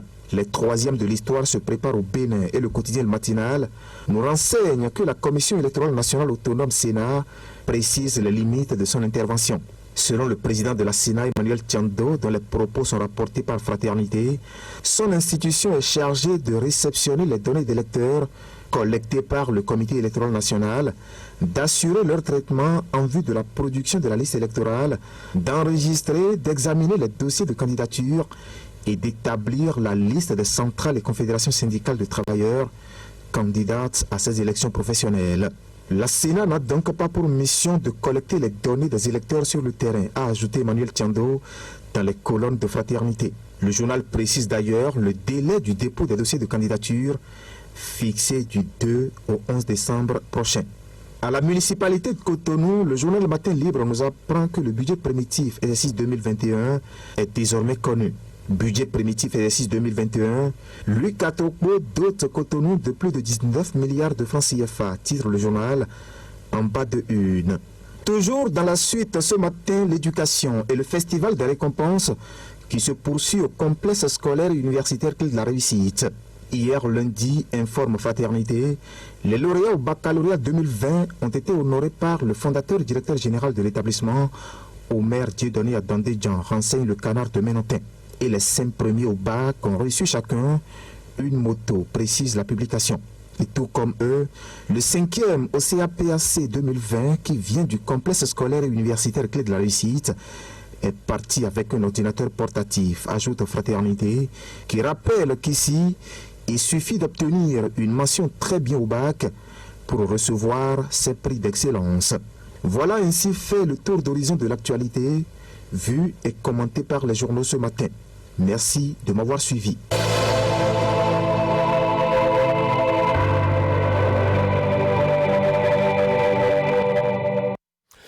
Pour ce mardi 1er décembre 2020, c'est terminé. Actu Matin se referme pendant qu'il sonne 8h50. Merci à chacun et à tous de votre attention. Rediffusion de cette émission tout à l'heure quand il sonnera 12h et puis dans la nuit à 23h30. Retrouvez Actu Matin demain à partir de 7h. D'ici là, portez-vous bien, toujours en restant connectés Canal 3 Bénin. Bonne journée à tous. Gardez le sourire. Au revoir.